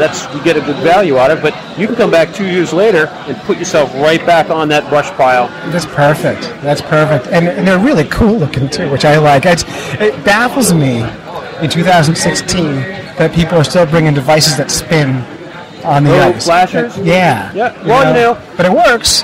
There are a lot of people that are used to a certain way of looking at something, and we still, the Striker line still offers that flasher option. Which I don't understand. Right? I don't understand why we're looking at a vertical column as a circle if we don't have to. Right. And I was with a client as a guide, and I was trying to explain it to him, and he's like, well, why, if it's on a computer screen, why is it circular? And I said, tradition. Like, you're absolutely fishermen don't change easy, so you got to give them circles because that's what they're used to. Is that all it is? It's important to give the customer what they want. Yep. They won't buy the product, or it's not useful to them. And as a company, we fully realize it's important to the customer is what drives our product. Many of the features that show up in our products are driven by the customer, and that's important to us. Yeah, and they're a good product. They look great, and I thank you for your time. People can buy this where? You know what? All the major retailers, through Cabela's, Bass Pro, through independent dealers as well. So independent boat dealers can buy them through the distributors. Perfect. So everywhere you buy fish finders, Garmin's already there, and I got mine on Amazon, but it's still all buying Garmin. It's totally great. Hey, glad to meet you, and thank you, Garmin, for putting together a product I can afford to get on the ice with. So fantastic. No problem.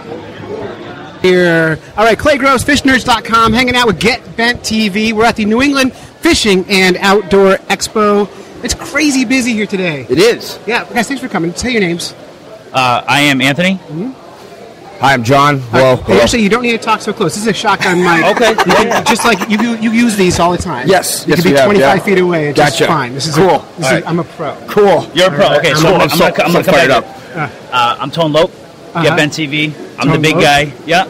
I eat a lot of I eat John's lunch when we go fishing. So Excellent. You guys have been. So for those who aren't following Get Bent TV, get onto their YouTube channel. Yes. And follow Get Bent TV. The cinematography you guys do, like I'm not sure we'd be friends if you weren't making such pretty pictures. Because stuff you guys put out over the internet. I was telling you guys off there, and I'm not joking. It makes my eyes water. It's so beautiful.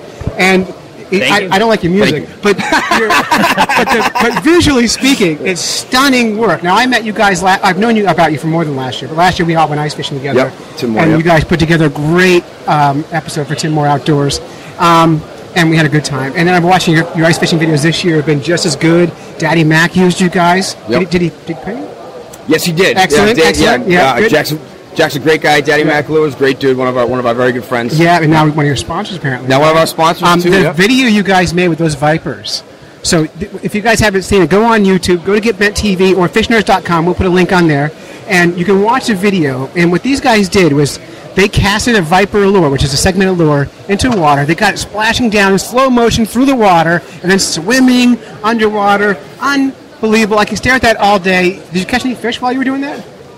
Maybe. Yeah, I guess we'll have to find out. You'll Right? have to- Yeah, you have to stay find tuned. out. Yeah, so stay tuned and see. But anyway, Get Bent TV. Tell me, this is not your full-time job yet. No. Yeah, is not it even with hopes? No. Is it close? We're making progress. You know, started off as a hobby between Tony and I, and it just kind of progressed into this thing, and now we're just snowballing, and we're just trying to stay ahead of it, and you know. Yeah, and you're probably suffering from the same problem I suffer with. I make this podcast as a part-time thing, and having to mix it and keep up with social media and do Right. all that Full-time job. while doing the jobs that pay your bills, right? Correct. So when you find people, like who can support you guys financially, you should take their money. Oh, absolutely, absolutely. That is the name of the game, I And guess. people can hire you to do work for them? Oh yeah. How does one hire you? You can contact us. Our email is getbenttv@gmail.com. I was going to say getbenttv at getbenttv. getbenttv@getbenttv.com. You can DM us on Instagram, Facebook. DM means direct message. It's not like a rapper thing. It's Drop it in the just, DM. Drop It goes it down in there, you know. Yeah. It goes down in the DM. In the DM. And you guys have been doing some ice fishing this year. While we have the ice. You haven't had much here. No. Where are you guys from? No, we're both out of Worcester, Massachusetts. Worcester, so local boys. Yeah. Excellent. So this is close to home for you. Yeah, pretty close. Oh, Oh, that's super cool. Now I'm up in North Conway, and we've got a foot of ice up there. No kidding. And I just Oh, man. started. I'm a guide now. I don't know if you saw that, but I just opened up my own guide service. Okay. I did a series Nice. on how to become a fishing guide, and in order to do the series properly, I thought I better become a guide. And so I did the whole. And you blogged that whole thing, The the entire whole thing. process. Oh, yeah. Wow. Yeah. Check So- this guy out. So Awesome. way cool. I got to talk to this guy. Yeah. You guys talk amongst yourselves, man. Okay. All right. Yeah. Hey, Tone. Thank you very much. Tone, what is your favorite type of pizza? I like the Mexican pizza. Why? Because you get a bit of the crunchy from the chips, but you still get all of your protein source from your Okay, gotcha. ground beef, cheese. Yep. I'm a Hots guy, so jalapenos are essential. You know what I mean? Yeah, that's So yeah. the wife doesn't appreciate I was that gonna ask, too that much was my later on, but That was my next question. Because she's a Hawaiian pizza girl, so she likes the ham and the bacon. It's all about the sweet and salty. So shout out to Tiana Ta. What up, Loves what up, the, T? Loves the pineapple, loves the ham combination. You know what? I go straight Southern Mexican. Let's do it. No need to build that wall because I like tacos. Can we still get tacos, you think? Listen. Hopefully. Just because there's a wall doesn't mean we can't get tacos, right? As long as the guacamole trade doesn't get messed up, bro, Right. I am 100. Avocado is a superfood, dude. Yes, you cannot mess with the avocado trade in the country. No, right now, no. okay? You want to protest. You start banning avocado sales, then you're going to see me out there. I mean, if you're having a bad day anywhere, guacamole fixes that in a second, in a jiffy. Yeah, You know absolutely. what I'm saying? I'm 100% with that too. Yeah. You know how to test an avocado to see if it's ripe? I do not, John. So when you get an avocado, it comes really they're really hard at first, and you got to wait for them to soften. You got to soften them up. How do you soften them up? You roll them in a paper towel, and you leave them. That is a Guatemalan trick. Shout out to my boy Jose. Fact checkers out there, let's check John out. Did okay? anybody comment or anything yet? Oh yeah. But we got some fact checkers out there. They're going to check John's theory. I think you put it in the refrigerator, right? I think you soften it by putting it in the refrigerator. Okay, I think you wrap it in a paper towel. Yeah, this is a homemade trick. Everybody at home is going to look that up, all right? They're going to comment, and then Fish Nerds are going to let us know what the true answer is. Okay. How to ripen a guac. Yeah, here, Cool. take So I don't know what you were talking about. I heard things about walls and guacamole. Yeah. I'm afraid of racists in here, but I hope they didn't go in that direction. Oh, no, guacamole is you completely said neutral. Guacamole's American. No, it's We only hope that if there was a wall, we would still be able to get the guacamole. Oh, That is all we were concerned That's all we care about. Well, here's the trick: is the best avocados are from the Dominican Republic. Oh, So- whoa! I don't know. Ooh, So that could be because I used to work at a school in Lawrence, Massachusetts. I was a teacher there. Okay. And all my kids there were Dominican. And the little bodega across the street sold avocates. Avocado. And they were the big ones or the little ones? really big ones. The really big ones. Because there's an argument that like the smaller ones are a little. So I don't need to compensate. So for me, I just take them as they come. So but the big ones, because with guacamole, it's a volume game. Yes. Guacamole is always good. Yes. So more guacamole is more better. More better. 100%. So that's why they're better from the Bigger. DRR. Because bigger with guacamole is better. Always. Because otherwise you have to buy 3 avocados. Right, and you got to cut them. And then it's hard to get that seed. There's a big seed in there. You know what really pisses me off? Oh, what? When you take that seed and you put the toothpicks in it and you put it on the jar and you wait 3 months and it gets moldy. I get damn. so mad. I'm like, that's the only time. Time I think we need a wall is when my avocado seeds won't grow. I'm like, I'm building an avocado wall. That's it. No more. No more moldy seeds. All right, we're going to wrap back into Get Bent. All right. I got to edit this. Plans for the future of Get Bent TV. Where do you see yourself in 3 months, a year? So we're in the 10? process of training ourselves for the video triathlon. We're in search of a unicorn. Okay, so when we find the unicorn, we're going to ride her. Mm-hmm. And then all of our dreams are going to come true. I'm gonna come in. So as soon as we find the unicorn, we're just gonna keep cranking out fishing videos, as many areas as we can fish, as many spots as we can fish.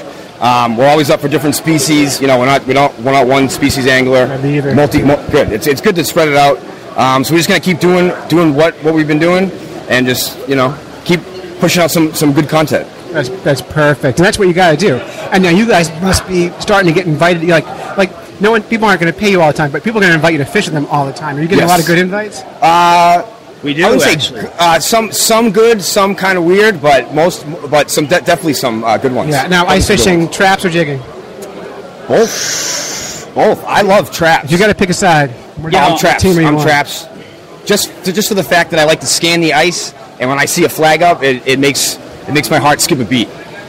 I'm a little ADD, you know what I mean? So my mind's a little bit everywhere. I'm a jigger. I'm a jigger. All right.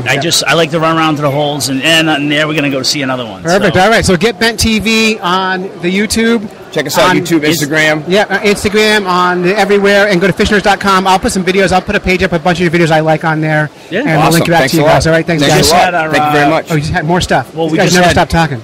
Tell them about the RC boat video on YouTube. Check out we got a bunch of new content up, a lot of fun stuff. RC boat, fishing with RC boat, new ice fishing video, rocket rod video. Look, anytime you guys have anything to share, I won't look at as spamming on the Fish Nerds wall. Post it, I'll share it. I always bump it out. Thank you very much. Because we need to build these communities, okay? Absolutely. Thank you very much. Captain Sean's coming. Shut up.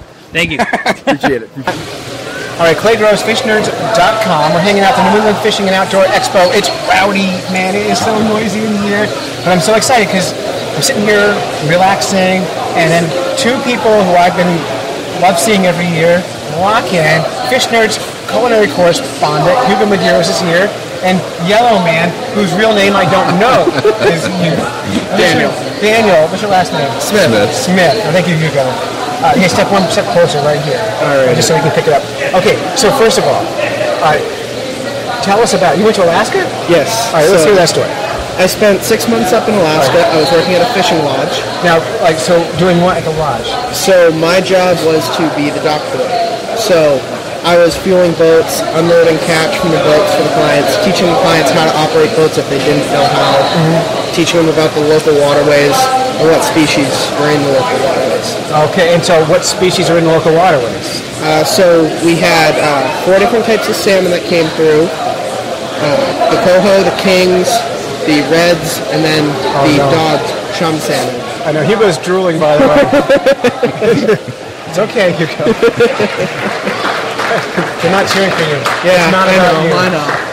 We had another trout relative, which in freshwater would be considered the Arctic char, but in saltwater it's called the Dolly Varden. Really? Yeah, they were looked at kind of... That's on my bucket list fish, by the way, is Arctic char.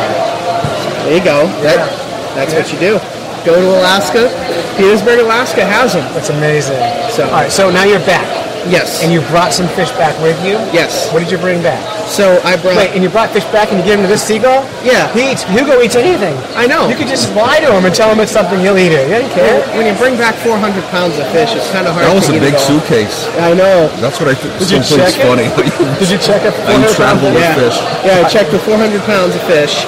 Now, Alaskan Air actually is really cool. They have these insulated fish boxes that they go up to 50 pounds each. So you can put 50 pounds of fish in each one of these boxes. So I ended up bringing four boxes home when my girlfriend came home in August. Don't brag that you got a girlfriend. No one's impressed. Come on. Listen. She fishes My too. girlfriend lives in Canada. I promise. She's for she real. lives in Connecticut. See?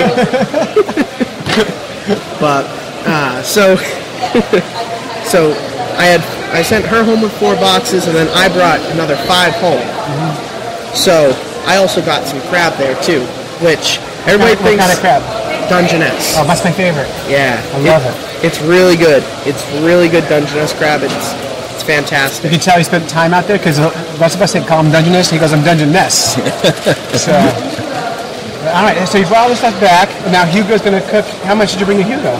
Well, I have probably about 2 pounds of just regular halibut going to Hugo. I have 4 pounds of halibut cheeks. Halibut cheeks. I'm making a list of jobs for you, Hugo. Yep. And halibut cheeks. And then there's probably about 2 to 3 pounds of coho salmon. Coho, delicious. Yeah. That's fantastic. And now, do you already know how you're going to use all this stuff? I'm racking my brain. I don't have any idea yet. The one thing that drove me nuts that he said is smoked halibut cheeks. So the last segment I recorded that we'll be posting was the cod cheeks. Mm-hmm. And then he tells me he's got smoked halibut cheeks from Alaska.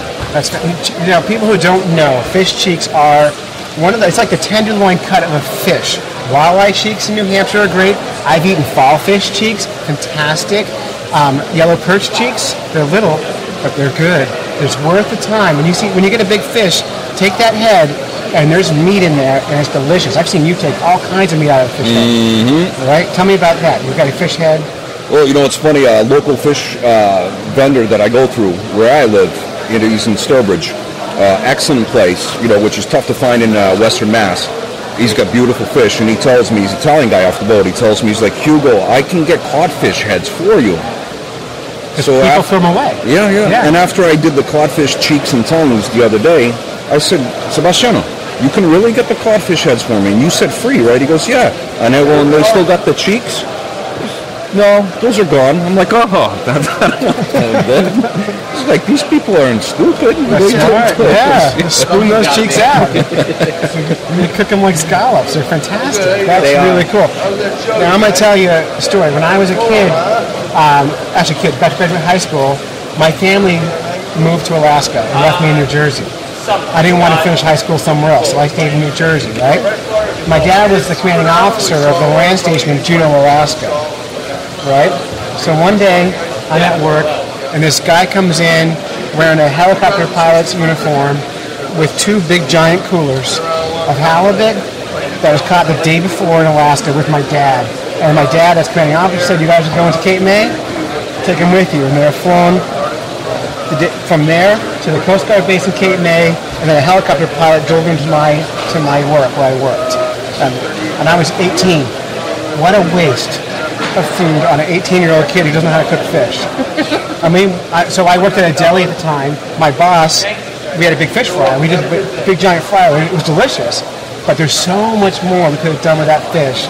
Now at 40-something, please, somebody bring me a giant cooler of halibut. Holy smokes, man, what a good person you are. And if Daniel, you're going to be in the area, maybe we can record together as we cook it. Definitely. If you're in Spencer, I'm down the road. Definitely. You staying where Dan Kenny, who runs the show, lives? I don't know where that is. Spencer, and it's 20 minutes from my house. Oh, that's perfect. So we'll have to do a segment at my house. We'll cook that stuff. You should. We look forward to that. All right. So we got to break out here. We got a lot going on today. But Yellow Man, thank you. Good seeing you. And we'll share pictures and recipes on Facebook and all that place. Hugo, I'm always so happy to see you in person. You too, brother. I'm not exaggerating to the audience. I get starstruck. I almost cried when Hugo walked in. So I'm like so happy. Killing me. So, all right, fishnerds.com. Thanks. I've been talking all day, but I'm so happy because whenever we come to these expos, we bump into people who are family, and Jace Custom Rods is family to the Fish Nerds. We've known you guys since you started. You've known us since we started. Welcome to the show, Jace. How are you? I'm doing great. Show is there's a lot of people running around here. Everything's good. I think this show's really great this year compared to what it's been had a tough past. So it's really nice to see that it's actually working out now, and all the people that were committed with it. It's working out for everybody. It's working out, and you guys, your booth is beautiful. It's one of the biggest in the shows too, isn't it? Yeah, we kind of pulled out all the stops starting last year.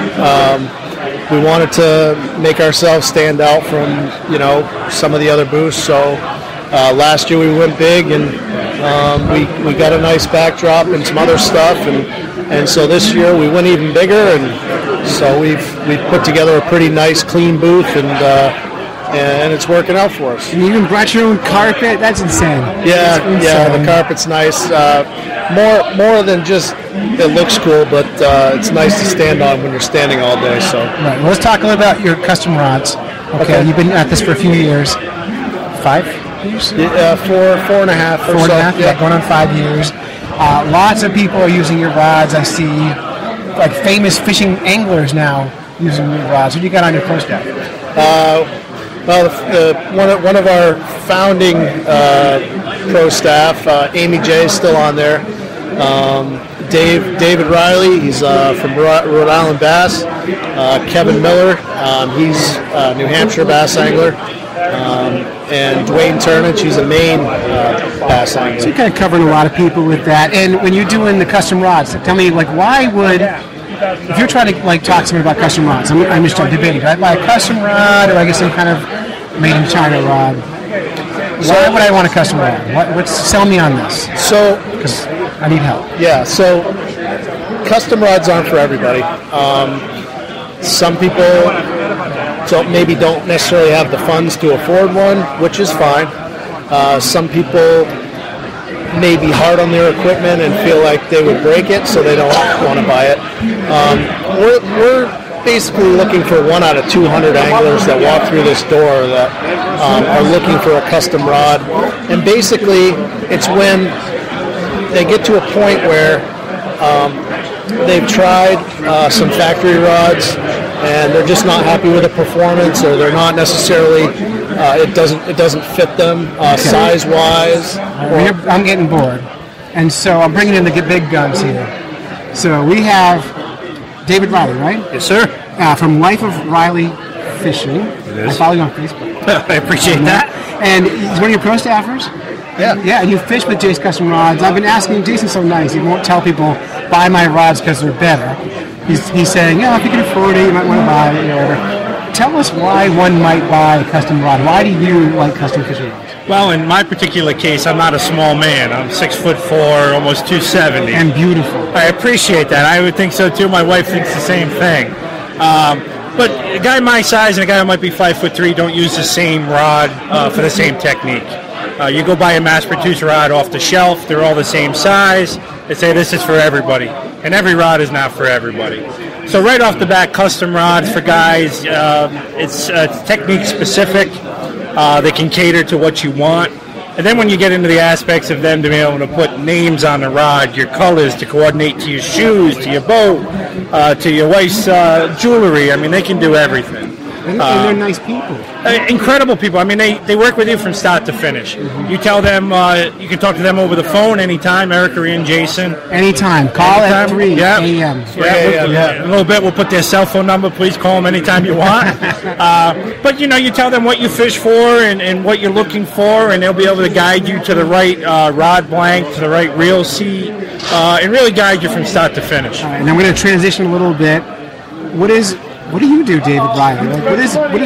What do you do? Y'all skeetered out. I don't know what you're talking about. I am just a Bass Nation angler. By trade, I'm actually a concierge full-time during the day. I don't know what that means. You see people in a restaurant? Concierge in a high-rise condo. Oh, so I sit behind a desk, and if they need, airport reservations or a limo, I get to do that all day long. That's cool. But my passion's fishing. I grew up fishing. My father and I learned to fly fish before I ever did anything else. That's amazing. And every year since the age of 6, I took a week's vacation with my dad, even up until now.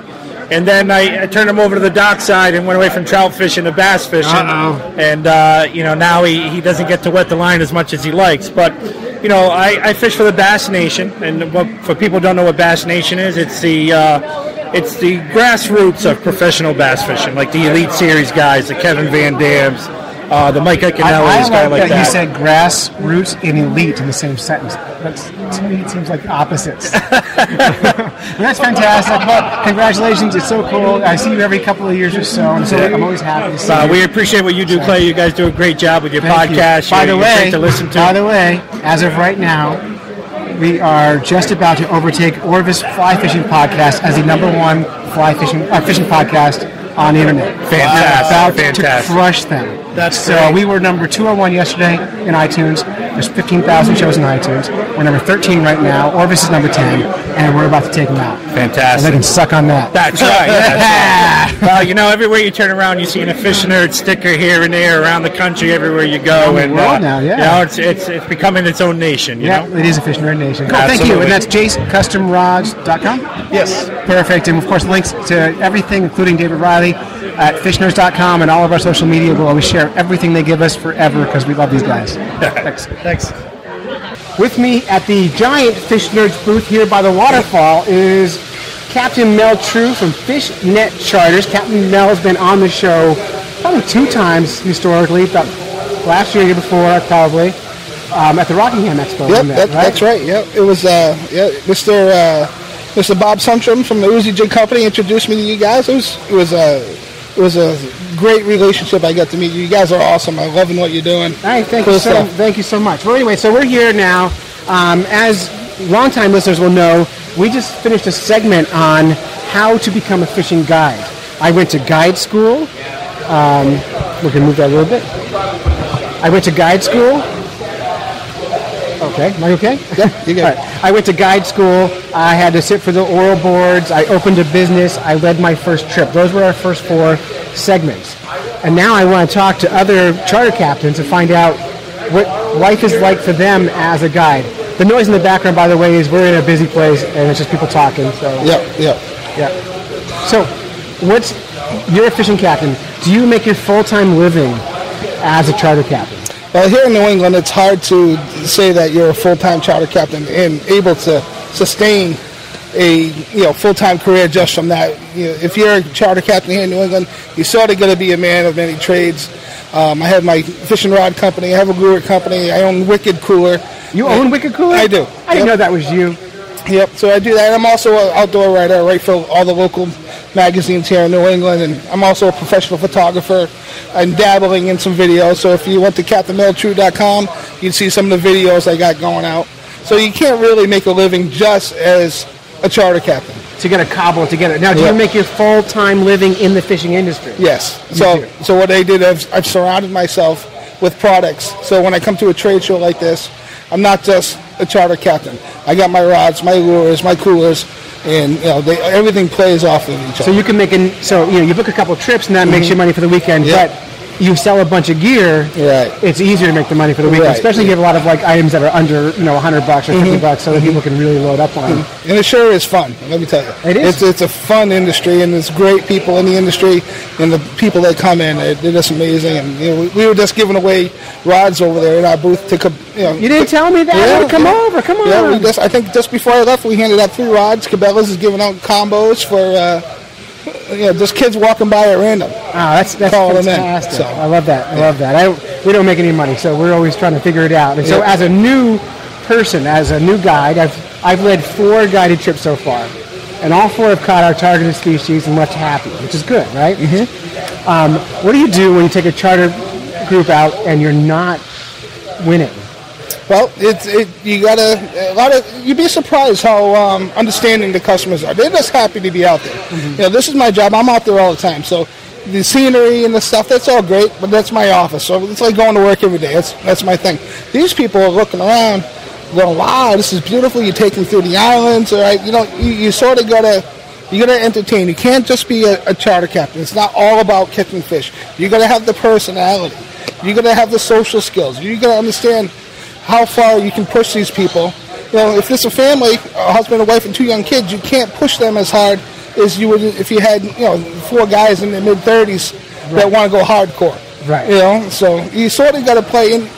A successful trip is in the eye of the customer, not so much in your eyes. You know, in my eyes, I want to catch my limit of every species that's out there that we can possibly get, and that's good for me. Right. They might catch. We've had days we were fishing off of the coast of Rhode Island and the Newport, and the fish just weren't there. There were no stripers. So I said, I'm willing to run 20 miles into Buzzards Bay, and I can guarantee you we will get on sea bass, and they will catch fish. People will be happy with that. These guys booked the striper trip. They didn't say anything about sea bass, but I see these two little kids sitting there not catching fish, and the father's looking at me like, we got to get something for these guys. Because the kids don't care. So I went above and beyond, took these guys for a 40-minute boat ride, get on there instantly. We caught fish for an hour. I stayed extra time, and they had a great time. And so you put the time in. You put the time in. It really comes down. Everyone I talk to says the same thing. It's a customer service job. Yep. And fishing is part of the job, but it's really about delivering good service to your clients. What is about being a guide? What's your favorite thing about being a fishing guide? Teaching new people, introducing new people to the sport. Getting new people. I enjoy that. Yeah. You know, it's fun to have the seasoned guy out there. I get a lot of people. I want to catch a 50-pounder. Which you've done for Dan, right? For Dan. Yeah, we did. It was under the gun too on live TV. Well, not live TV, but we were doing it in front of the camera, and we were able to put a 52.4 pounder on the deck for him at 12 o'clock noon, which was like unheard of. I'm like, you're telling me he was on the water? He was on the road at 2:30. I was on the road at 3. Getting out there, and we caught a fish at noontime. That's fantastic. It was crazy. Congratulations. By the way, for those who don't know striped bass fishing, that's not a common fish. No, that's a fish of a lifetime for many people. That's a lifer. And I saw the nice Geotaku print of that fish. Yep. That was for the Geotakus when they take the fish and they rub it down with paints and massage it and they print on the paper. And it's kind of a really cool way of preserving a fish memory. And I think in a lot of ways cooler than just a photograph. And in my house, my wife's not a big hanging animals on the wall type of person. No. And so I'm able to get away with putting up artwork. Well, and that's okay. You know? Yeah, and it looks cool as hell. Look, you're lucky. You're like me. You're probably married up, and you're lucky to be with who you're with anyway. My only requirement for a wife was she had to be smarter than me. Right, that's easy. Right? That was pretty much everybody. So total win. Yeah. And she's beautiful to add. So it was good. Yeah, total win. Yeah, be careful. So that's cool. So if you were talking to a new guide, and you were going to give that person one solid piece of advice, what's that advice going to be? You know, it's going to take a while. You're not going to go in there and crush it. The advice I got going into it, they said if you can make it, basically if you make it 5 years in the industry, you're going to make it. If you can survive on working in the outdoor industry, fishing as a guide, and you can make it 5 years and you still can afford to do it, you're probably going to do all right. Yeah, I'm shocked. Yeah, I'm shocked, and I'm an ice fishing guide. I am shocked how much money I spend to take someone fishing. Mm-hmm. You know, someone pays me whatever they pay. Right.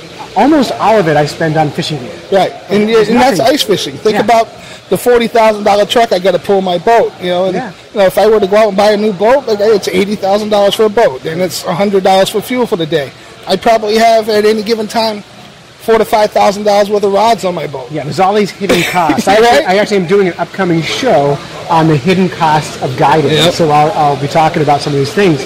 Not to mention insurance. I was just going to go there. Yeah. Permits, you know, licensing fees. And if you do it right, you're going to pay taxes on all this money. You know, well, if you're losing all the money, you can write off. Luckily, and you know, all that's tax expensive. So but it's still it's a fun industry, and you meet some great people. It is true. Don't get into this business thinking you're going to make a lot of money at it. No. If you want to get into the business and enjoy what you're doing for work, and you can survive doing it, and you're happy, you'll never. You know, I just posted a post on Facebook the other day. I worked in the corporate world for 21 years. I left there to do this. You know, first 3 years were really tough. I'm gonna be honest with you. And, but I wouldn't trade it. I wouldn't trade it for anything. Yeah, that's what was my hope, is to see the podcast get some money on the back end, and then the fishing service kind of grow from there. Most of my trips I booked through the podcast already, so I'm on my own marketing tool. Yep, perfect. Which is nice. And people are wanting to fish with me because they know me on the radio. Yeah, so. And that's why I got into writing. Yeah. You know, I'm not some scholar. I'm not doing. You know, I'm not going to write a #1 book. But I can talk about fishing, and I can tell my experiences, and people seem to enjoy it. So it's good, and people always want to learn new things, Right. and that helps. Yep. And those of us who are always learning new things forget the things we learned last week anyway, so we need those new articles. It's true, because there's times I get out there and after a year and I go, how did I tie up these rigs? What worked well last year? Because what I used last year, I probably didn't use the year before, because it's constantly changing. And I would say a big tip for someone getting into the industry is having a network of people. Yeah. As a charter captain, at any given time, I'm talking half a dozen people, either text message or through Facebook. Where are you fishing? What did you catch? What's your plan? What did you find here? Yep, I've seen that when I've been out fishing. People communicating where the fish, and then when boats all head over there. And then you got the Googans who follow you guys around. Yeah, that's part of the game. It's open water, right? I don't have a boat that's doesn't blend in very well. I know. You got a big shark. It's on got the side a big blue hull with a shark on the side of it. Yeah, I've seen it. Yeah, and the people who follow me on Facebook, they see, I'm catching fish. So I would follow you around because that's the kind of guy I am. So, Real quick, you've got an event coming up. You want to plug that? Yeah. The third annual Bad Daddy tournament is hosted by Rick's Outboard in Fairhaven, Massachusetts. It's June 10th. For more information, go to CaptainMelTrue.com under the tournaments tab. And it's a great tournament for the full family, everybody, kids. Lots of great prizes, lots of great sponsors.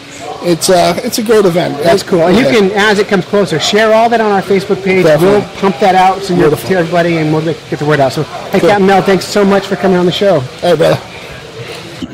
All right, wow, Clay Groves, I am so lucky because I'm speaking to Vance Zahorski's second in line to the throne of the Zahorski Empire. So it's Darren from Line Cutters, as seen on Shark Tank. Heck yeah. You weren't seen on Shark Tank. I saw it. You were not there. Absolutely not me. Do you have the same haircut as Vance? I do. See, is that part of the club? It's kind of. Yeah. I had a full head of hair before I met Vance. Yeah, so I think most of the world now knows what Line Cutters is. It's that ring you wear on your finger and you just cut your fishing line with it. It's great. You're part of the Line Cutters team. What does that mean to you? You've been with him for a while, I bet. Yep, I've been with him now over a year. Yeah. I fish. So you knew him before he was cool. I did. Yeah. He's always been kind of cool to me, but yeah. Yeah. Yep. Once we hit Shark Tank, it was awesome. But I've, promoted the product. I fished for Line Cutters, and now I'm on the team as a sales rep. That's so cool. Now, kind of just between you and me, are you getting paid to be on the team?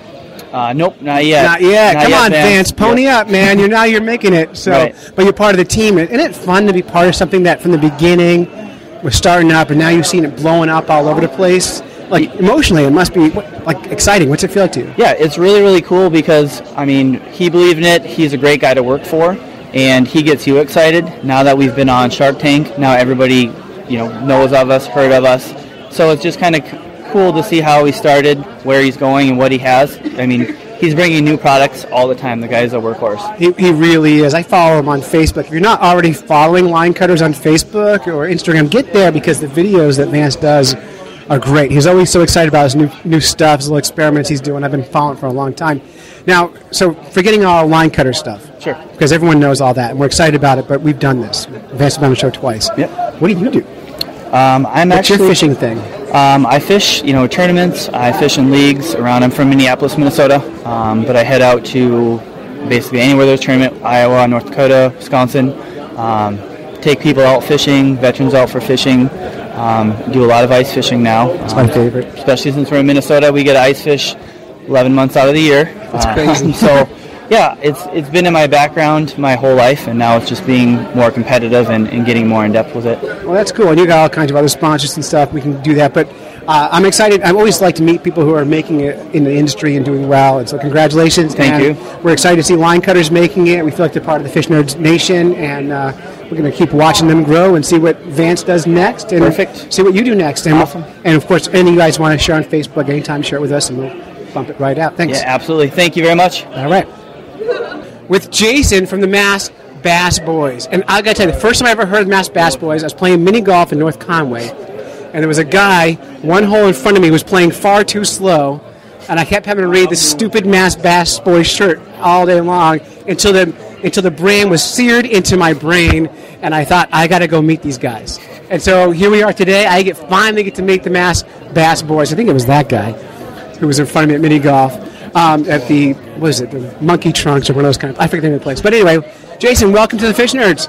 Welcome. What's going on, guys? We're having a good time. I've been talking like you have for 2 days straight now. What is the Mass Bass Boys?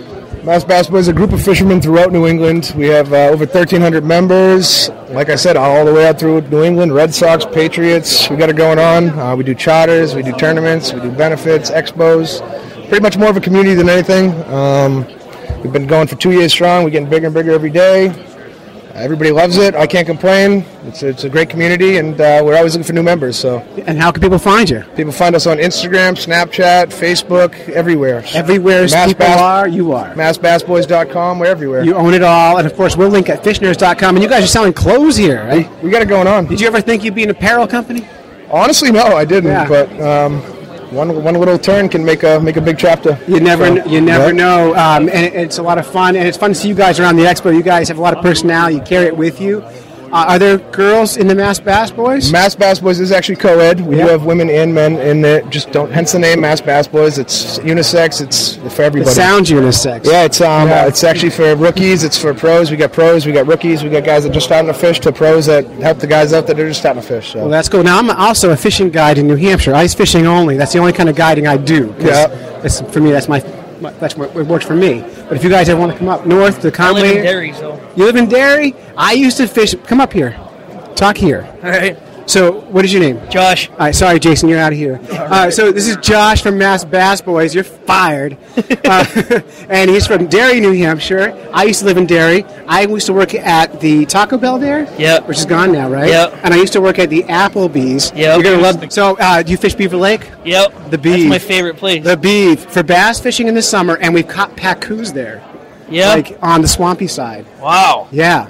Huh. Yeah, about 15 years ago. I used to work at the, this is another true story about Derry. I don't know why I'm doing it, telling my own stories. I used to work at the Domino's Pizza. Mm-hmm. I don't know if that's still there or not, a delivery guy. It's in Derry, but it's on the other side now. It was in the springtime. I was delivering pizzas to Cemetery Road, which is where I lived, and I have to drive past Beaver Lake, the Beaver we call it. And I could see fish rising.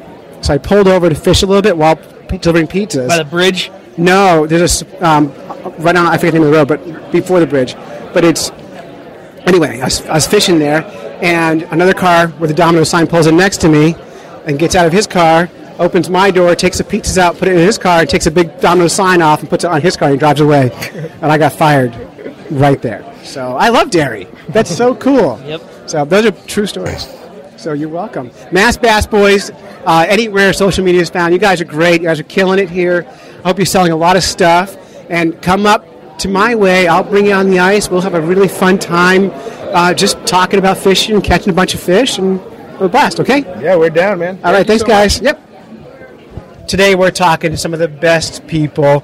We're hanging out with Tiny. Tiny is the boss around these parts of the NEPVA New England. What is NEPVA? What is it? NEPVA is the New England chapter of the Paralyzed Veterans of America. It is a 501c nonprofit organization based here in Massachusetts. That's great. And what do you do? So besides being a nonprofit, what is your goal? What do you guys do? Our goal, and on our behalf, we're just a small part of them. They have a lot of different sportings venues that they do, but we are a little bit different. We are the only sporting venue that the New England chapter of Paralyzed Veterans have that go out and raise all our own funding. So 100% of our money goes directly into our funds. And what do you do with the money? What do you guys do? Well, we developed a fishing program for paralyzed veterans. We started back in 1999. So you've been doing it a long time. This is our 18th year. So primarily bass fishing, is that the goal? Primarily bass fishing. We do it with the help of different organizations. Ray Brunel from the Nom Knights. He's been with us from day one. Day one. And it's fabulous what you guys do. I mean, these guys deserve all we can give them. They're superheroes. And so the little bit you guys can do, the joy you bring them with fishing is remarkable. I think fishing is one of those things that makes everyone happy. Oh, yeah. And these guys are heroes. They deserve to be happy. How can people donate and give you guys money? You want money? Oh, of course we want money. Right. How can we do that? How can we get money to you guys? We can do this by, if you want to make a donation to the New England Chapter of Paralyzed Veterans, or PVA New England Chapter, it's www.nepva.org. And if you're donating for the Bass Trail, we just need you to mention on a memo that it directly goes to the Bass Trail, or it'll go into the general fund. That's fantastic. And I'm going to tell you something, Tiny, right now. You're the first to hear this. This is a Fish Nerds exclusive. Our fans who listen to our show donate money to our show. We don't have any advertisers. Correct. So they give us a little bit of money to make the show happen. And I'm going to give the PVA 25% of our income from the month of January directly to you guys. It's not a lot of money, but it's 25% of a little bit of money I make. I'm going to donate to you guys. So our fans, listeners to the show, have already made a donation to the PVA. We appreciate it. I haven't given it yet, much. but I'll do it next week. So, and I hope that anyone listening who has more to give should go to fishnerds.com. We'll put a link for donations on our website, and you can click right through and give this cause some money. These vets deserve to have a good time fishing. They served. Let's give some money back and get those guys in the water having fun. Okay? Tiny, thank you. Thank you very much for coming. We appreciate your generous donation. I hope it's generous. I hope it's generous, too. But we'll take anything. Nickels, dimes, quarters. Hanging out with Northwoods publishers of the Northwoods Sporting Journal. I read this magazine. What is your name? Vic Moran. Vic Moran, and you are? Michael Georgia. And is this your magazine? Yeah. Well, congratulations. It's neat to have a 25th year. 25 years. I've seen my friend Tim Moore on the cover of some of your magazines. I just saw him. There he is right there. He's here today. Yeah, I haven't seen him yet. So I saw him. He's walking around somewhere. I'll be looking for him. All right. So what is Northwoods Journal? You've been doing 25 years doing this. What is it? All righty. Pardon? What's your pitch for Northwoods Journal? Oh, Northland Sporting Journal is the largest hunting and fishing newspaper in New England.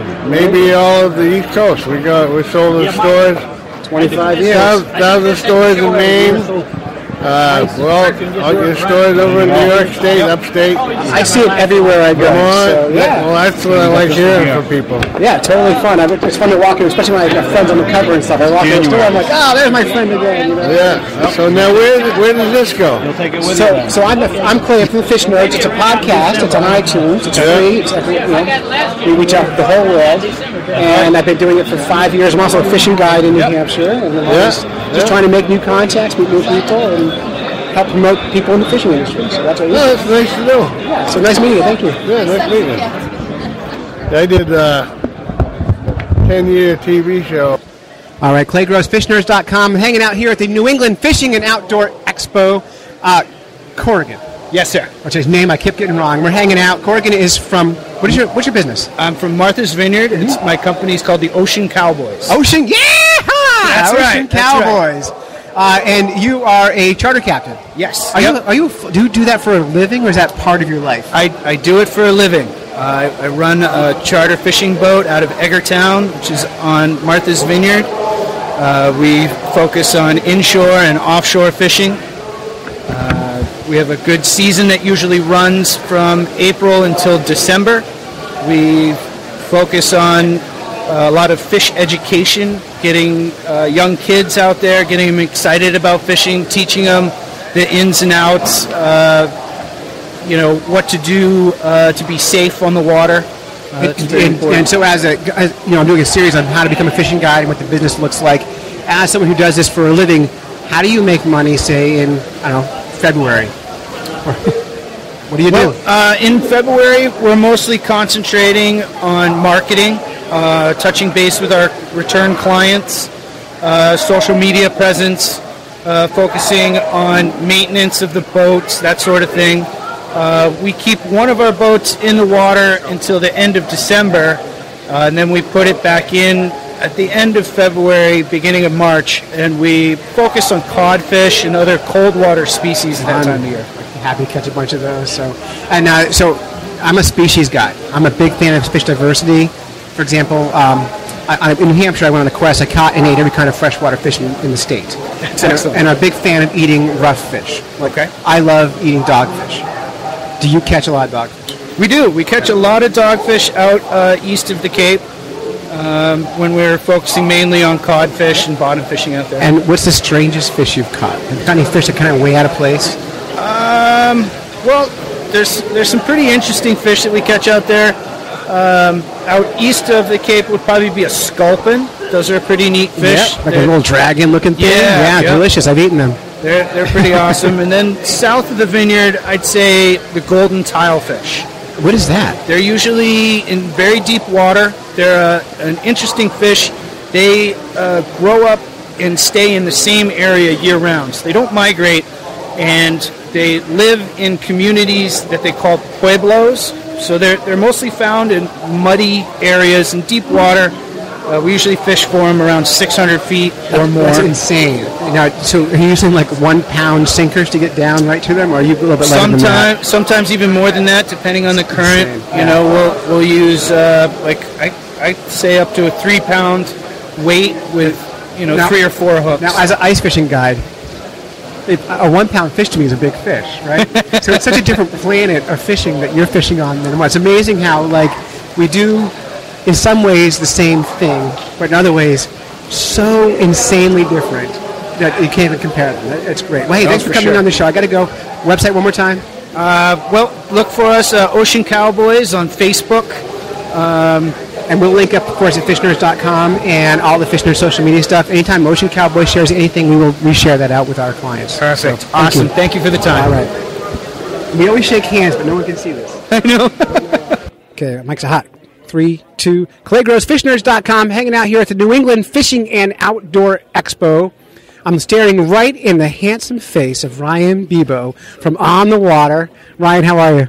I'm fantastic. How are you doing, Clay? I'm always awesome. Now, what is On the Water? So On the Water is a recreational fishing and boating media group that focuses mainly on the Northeast. So that's New England all the way down to Delaware Bay. We try to cover it all, anything that swims. Anything that swims. And you have been working for the magazine for how long? A little over 4 years, like 4 1/4 or something like that. Feels like a lifetime, though, I'll tell you. And we see each other once a year and go, I've seen you somewhere before, and so we don't really connect on that level, but it's cool. Now, I read On the Water magazine, and I like it because you're WAR regional, I see people I know in it all the time, and people submit articles to you a lot. I'm like, oh, I know that guy. And you're a freshwater fishing guy mostly? I am. I love freshwater fishing, but I'll tell you what, I'm really big into catching new species. It doesn't matter what it is, where it is, I just love fishing. Yeah, and I'm a species angler as well. I've caught and eaten every kind of freshwater fish in New Hampshire, so I've targeted each one and went after each single one of them. How many species of fish have you caught this year? I caught 2 new species this year, American shad and lake trout. I was very excited for both of them, and I believe I wrote something up about it and posted it on our website. I loved it. Both of them were fantastic catches. Yeah, those are 2 fish I've historically caught, and I've eaten both of those. Did you eat the shad? I didn't. I actually didn't eat either one of them, but I'm not afraid to go back and try to do it in the future. I'd love to. Now, shad's Latin name is sabatissima. It means most delicious, so you really should give it a shot. Nice, really flaky meat in the herring family, so you know it's good. Is it like a mackerel, like an oily fish, or like a fatty fish at all? No, like a white, flaky, nice fish. So one thing I didn't mention is I'm a really big cook, too. You have to tell me how you prepared it. Is it baked, or is it seared, or was it... So the one we did, we baked it. So we just filleted it, and then we breaded it and baked it, and it was delicious. But you can cook it any way you cook a flaky white fish, you could do it. That sounds awesome. That must have been really thin, crispy fillets. It was super delicious. Yeah, you got me all now thinking about eating more fish. Now, lake trout, on the other hand, historically people do not like the taste of. So I'd be interested to see when you get one of those, when you do finally eat one, I want to see how you cook it. I actually caught mine out of season, but I wouldn't have been ashamed to sit there and cook it up. But I tell you, I bet those fillets would have been a lot thicker than the shad. It was a big fish. That was like a 10-pounder. Yeah, much bigger. The best recipe I ever heard for, and you probably heard this recipe, is you take the fillets, you cut them in strips, roll them in bacon, fry them, and then you peel the bacon off and eat the bacon and throw the meat in the trash. It sounds almost like Thanksgiving turkey. That's awesome. Yeah, it's perfect. It's perfect. So anyway, that's Ryan Bebo from On the Water, and the website is www.onthewater.com. Perfect. Thanks. Okay, I'm hanging out with Penobscot River Cabins with Jeff. Yep. Jeff, hey, welcome to the Fish Nerds. Hey, thanks for having me. So, Penobscot River Cabins, I assume you're fishing the Penobscot? Penobscot River in North Maine. Howland, Maine. Howland, Maine. Oh, right. That's cool. And how long have you been doing this? We're going into our 11th season. And you sell the full package. Like people come stay up there. We have cabins. We're right on the river. We basically just cater to smallmouth fishermen. That's great. Yeah, it's one of the premier smallmouth bass fisheries in the Northeast. Yep, I've been talking to a lot of people who fish that river. There's a lot of guides around here who've come down here to tell people, come to Maine to come smallie fishing. It's great stuff. Yep. And so you're fishing for smallies mostly. Do you guide as well? Or I don't guide. We just have the cabins. And so people guide themselves? Rentals. Yep. Yeah. So a lot of people come up and fish out of boats. They fish out of kayaks, canoes, float tubes. A lot of guys come up and fish from shore, so it's just having a good time. Yep. And Howland, Maine, about how far? We're in the Boston area now. About how far north? About is that? 4 hours north of Boston. That's not too bad. No, it's all interstate. We're about 6 miles off the interstate. Perfect. And how can people find you guys on the internet? Our website is penobscotrivercabins.com. And we'll put a link on fishnerds.com with these show notes. And Jeff, thanks for coming on the show. Yeah, thanks. Here with Phil Belcher Jr., father of 17, crazy fisher guy, sponsored by everybody on Earth, and we are exhausted. I've never seen you burned out. You look I never get. I can fish till like 3, 4 o'clock in the morning, and then be up at 6 and ready to go, waking the kids up, getting ready for work. I can do that no problem. Yeah. This working at a booth for like 12 hours standing up, my feet are killing me. I'm exhausted. It's rough, but man, people are happy to talk to you and excited about it. Yeah. And you're here at what booth? I am working with Tsunami today, and I'm also doing tank demo time with Spro. Yeah, and I recorded some audio yesterday of you doing some tank time, and that'll be in this show here. And it's a neat thing. And the kids love the tank. They don't care about your fishing, but they like to look at the big fish in the tank. And I'm kind of with the kids. And what I love is the baits you're throwing. The baits you're throwing are bigger than most fish I catch. Yeah. Which I think is crazy neat. Swim baits, yeah. I throw a lot of swim baits. Up there yesterday I was throwing some of the 8-inch Spros and 6-inch Spros and some of the rats, which get over, the rat, I think its head to tail, end of tail is 11 inches long. Yeah, now I've thrown the rat. They're awesome. And of course, I don't have heavy duty gear, so I'm throwing it on 6-pound test on a 6.5 foot, trout rod.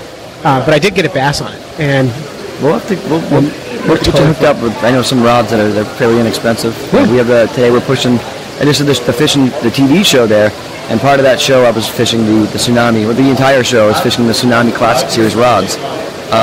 And today, like the spinning rod combo, the rod, which is 1 to 4 ounces, $40, red top. That's not bad. No, $40 for a rod that can throw 1 to 4 ounces is great. Yeah, that's amazing. So, but anyway, so the expo, we're here hanging out. Are you here all 3 days? I am here all 3 days. Yeah, so you and me, we're going to be just wiped out by tomorrow. Yeah. Like I am.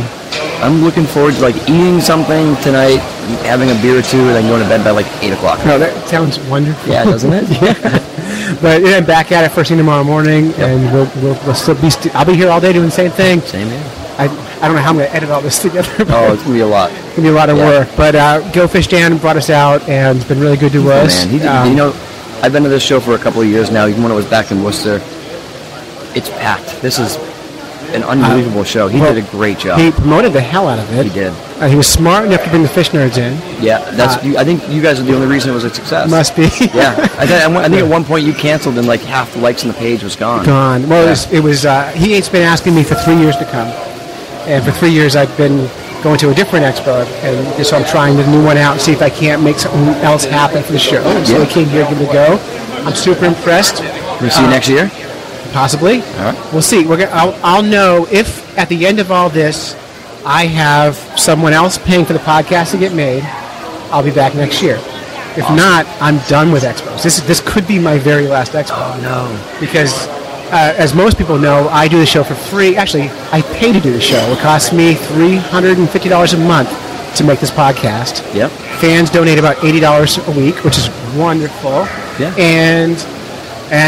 But I need more, and so I'm hoping to close some deals with advertisers this week and move things forward. And I hope so. I don't want to see you guys go away, and I want to see you at Expo. So yeah, and I if I ever do come back to an expo, I will bring a team with me, so that it's not just me here all weekend. Right. So now you guys do the Patreon, right? I know I still contribute to it. Patreon.com/fishnerds. Yeah. What I'm asking every listener to do, if you like the show, $1 a week. Right, which is super sustainable. Yeah, yeah, and we have $48 a year. I mean, It's nothing for $1 for an hour of entertainment, and we've been it's been growing every week. So people are hearing the message and they're getting it out there, and they know that's how the show alive. And we do offer higher levels, but actually we prefer $1. And we've quadrupled our listener. Our audience have quadrupled in the last 2 months. That's phenomenal. So the show Anyone is blowing that's up. listening, you guys just need to stop what you're doing, finish listening to this great podcast, obviously, You and can then do two done. things at Yeah, once. you can multitask. Yeah. You're just listening. You're not watching it. Click a new tab open or whatever. Go to Patreon.com. Follow the link from the Fish Nerds. I'm sure Clay will put it in the link, and go donate. Even if it's $1 a week, I mean, it's really not a lot of money, but you're going to make Clay's life really, really happy, and he wants to do this stuff, and I want to keep hearing him. I've been listening to you guys now since the beginning. Yeah. And even before we had the podcast, you were following us. So. I'd be bummed if you guys went away, and I'm sure a lot of other people would too. So, I mean, guys, just go do it. Yeah. A couple minutes, Easy. $1 a week, go do Easy. Don't think about it. But anyway, we're happy to see you, Phil. And I love seeing you everywhere I go, so it's really great. I've been seeing this year. We've interacted more than usual, which is cool because you've been successful. More successful. But in what, 2 weeks' time, you're going to be a dad again? 4 weeks from now. But I did just so you know, yesterday. Okay, my wife pregnant again? Yeah. You're no, your wife's not. She's doing 4 weeks, but she's already pregnant again. Yeah, we didn't know we're coming to 9 months. No, Phil is just so like manly. Like his wife is always pregnant. Always, yeah. No, actually, I just put my notice in at my full-time job yesterday. Yeah, screw them. Yeah. I'm officially working with Trapper Tackle full-time. Officially making a living in the fishing world. There's nothing nerdier than that, man. It's a dream come true. Congratulations. Thank you. It's remarkable. It's hard work. You put time in. You earned it. If anyone says, "Oh, you're so lucky," say, "Nope. Nope. You put the time in. You met the right people. You talked to the right people. Right. You've moved forward. It's not a lucky game. It's a game of effort. It's a lot of work. Yeah. I mean, as you said earlier, I don't really have 17 kids. I've got 3 and one on the way. 3/4. Yeah, and 3/4. I'm a month away from having 4 kids. My kids are 10, 7. I'm insane. a soccer coach on 2 teams. I'm a baseball coach. But I fish. I love to fish. But I make time for that. I mean, my life is my family first, my job providing food and putting food on the table for everybody and a shelter over their heads. But whenever I'm not doing that, and the kids are in bed and the wife falls asleep, I'm out on the water. I don't care if it's 8 o'clock at night and I'll fish till 2 in the morning. I put a lot of hard work, and then if I can't fish that night, if it's raining or snowing, which usually doesn't stop me, but if for some reason I'm just not feeling it that night, I'm on the computer figuring out how can I help promote another company, how can I take things to the next level, how can I grow me as a person. Yeah, and you totally win. So congratulations. Thank you. You can follow Phil on Facebook. If you're on the Fish Nerds page already, you're already following Phil because we share all his successes there. I hope so. Thank you. And we're always so proud of the work you do, and we get joy out of watching other people be successful. So congratulations, Phil. Thank you so And much. thanks for your time today. Anytime. Cool.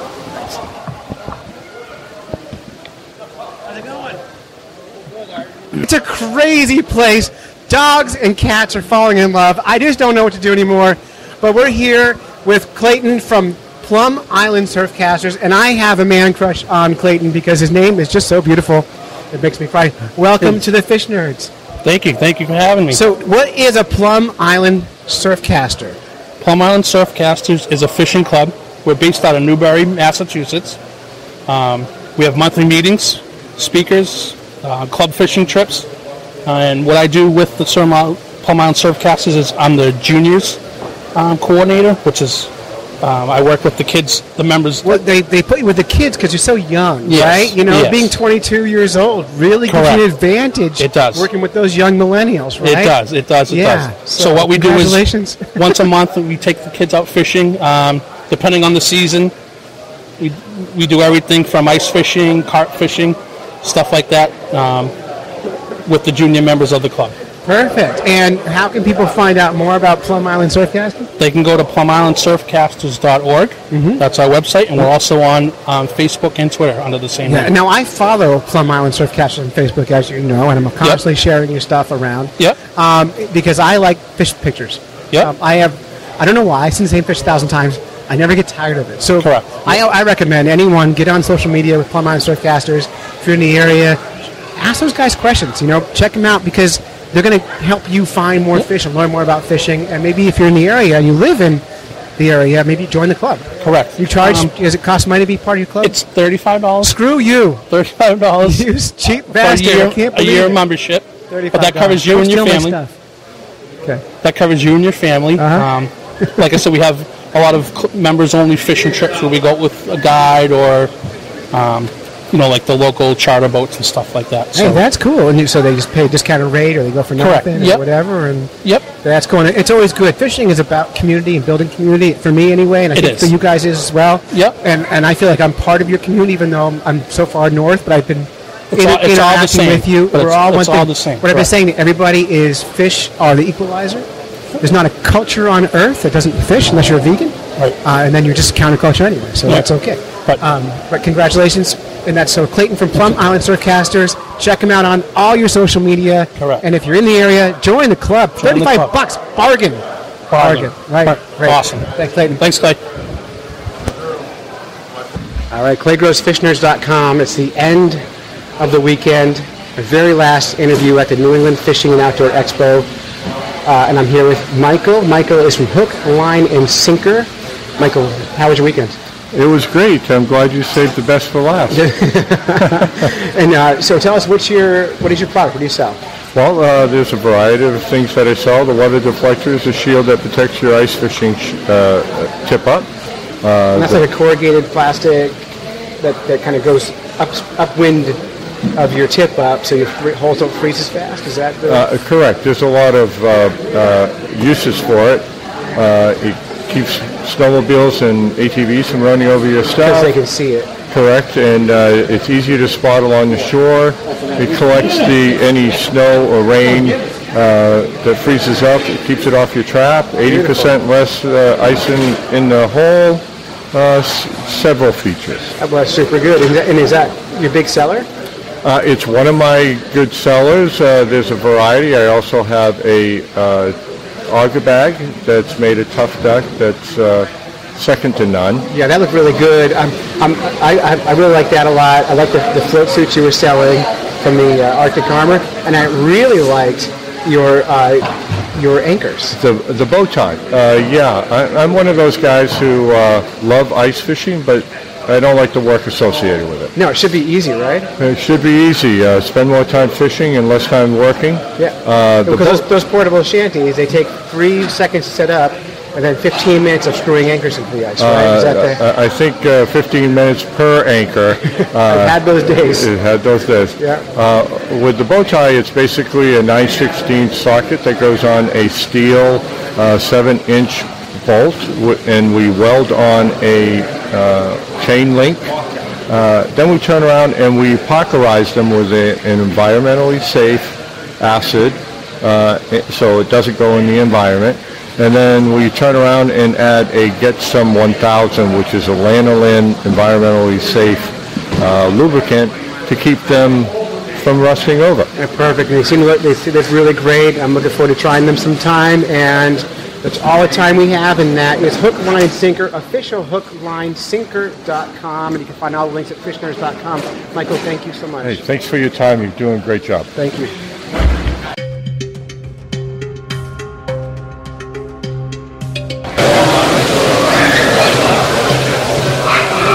Ready for some fish in the news?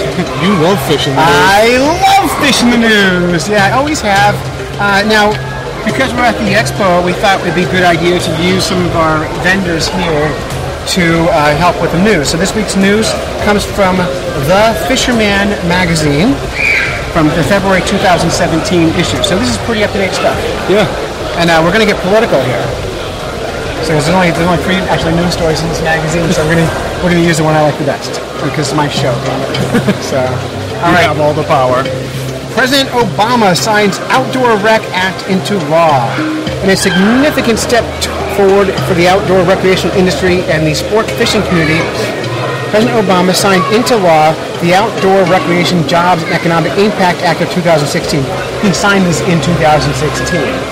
So he's not the president now. Right. In case you're confused. The bill, known as the Outdoor Rec Act, passed the House of Representatives and the Senate in November. So that's nice. The nice thing about hanging out here the last couple of days is I've been talking to all kinds of people from all different political backgrounds, and the one thing they all agree on is fishing is fun. It's an equalizer. I haven't had anybody talk real politics to me in 2.5 days, and I can't tell you how happy that makes me. Oh, it's fantastic. Yeah, it makes me really happy, especially because I got back to the hotel room and turned the news on, and I'm like, oh, ow, I don't like that. It's back. It's back, and I don't care where you fall, I'm tired of hearing about it, and I want to move forward. The new piece of legislation requires the Department of Commerce, in collaboration with the Department of... Some kid's screaming. Oh, yeah. The Department of Interior and the Department of Agriculture to assess and analyze the contributions of the outdoor recreation industry, including recreational fishing to the United States economy. So for those who don't know, fishing is good for the economy. More important, if you want to help the local fishing economy, maybe you want to donate some money to the Fish Nerds podcast. Patreon.com. Look what I did there. /Fish Let's not beat people up on that. Or maybe hire your local fish nerd as a guide to take you out one day. Anyway, it's a really great act, and what it does is it ensures that recreational fishing and hunting and all these outdoor activities will be around for a long time. And you read some of this already. What was the most important thing you read in this? I started reading. You interrupted me. I got about as far as you read. Yeah, really, it's about protecting jobs in the industry, and I think that everyone in politics agrees that protecting jobs is one of the most important things that they can do, and this act does that. It's a nice kind of final act for Obama to do before he leaves office, and I'm not sure anyone would have a real problem with that, which is good news for us. No, and anglers love to spend money. If there's one thing they love to do is spend money. Well, it gets me into thinking about other things. We're not going to do any more of that story, but so New Hampshire was a big lead ban, right? But that's not the case everywhere. And when that came into effect, how did that impact you as a fisherman? I got rid of a lot of lead gear. Yeah. I bought a lot of tungsten gear. Yeah, and tungsten is crazy expensive. It's really expensive. I tried the tin stuff, but it's garbage. Yeah, I don't mind the tin stuff, but it doesn't have the same massive density to it. It still works if you're in shallow water, but if you're fishing really deep, you really want to be on that tungsten, a little more dense. You know what also works really good is gold. Gold? Yeah. Yeah, it's one of the most dense of all, right? It's not all that expensive. And doesn't hurt loons. So, if you... it actually costs about the same as much as tungsten. Yeah, exactly. But I always make a case for it. Like, whenever I'm at a show like this and I'm watching people spend money, and then I hear the same people complain about having to buy new fishing gear, I've never met a fisherman who hates buying fishing gear. Exactly. So I don't buy that as an argument. No, it's just another excuse to go out and buy more stuff. It's an excuse. They get out there and they buy more fishing gear and they have a really good time doing it. But I think, I would love to see the entire industry go lead-free, including bigger stuff. Because what we know is that lead is always bad. Right. You know, trace amounts of lead paint will not kill you, but will cause brain defects in young children. Lead is bad for everybody. So I think I would love to see something else. And I know it's easy and cheap, but maybe easy and cheap isn't always our best way to go. So that's my diatribe on lead. Now, in the background, you can hear the owl presentation happening. Oh, that's a falcon. You see that? Oh, it's puffing up. Yeah, it's looking really upset. It's going to come take your eye out. All right, so hey, that's fishing news. That sucks. That was the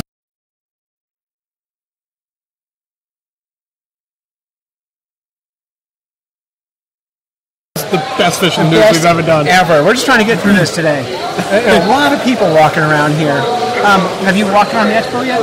I did a little bit. Tell us about what things that you've seen that you've liked, some products. Be specific. I stopped by Wicked Fisher for a little while and talked to him. Dave Perry was great. He's an awesome guy to talk to. If you're not already following the Wicked Fisher blog, you can link back to that to Fish Nerds, but nice New England company who's all about building a fishing community. We might sell some hats here. Oh, look at that. I'm gonna sell. How's it going? Have you heard the Fish Nerds? We do a weekly podcast called The Fish Nerds, and we're recording right now. That's how you get subscribers on the podcast. I was going to say, Clay, the best promoter ever. So, okay, yeah. So you want to take some notes here, kids, if you listen to the podcast. And if you own a podcast and you want to get more listeners, you go to where your listeners are. That's your niche. And you tell them what a podcast is, and you take their phone from their hands, and you subscribe. You press the button. That's what I did. That's what I do all day long. And it's making a difference. So anyway, that's the whole show. We just recorded the whole show together. We have so much already good content already made. Who's better than us? The bestest. So that's it. You've listened to a couple of Fish Nerds when you should have been at a fishing expo. We would like to thank Go Fish Dan for inviting us to come to the show this week, and our families and friends for supporting us. So until next time, remember the code of the Fish Nerds. Spawn early and often. And avoid free lunches with strings attached. And swim against the current every chance you get. Perfect.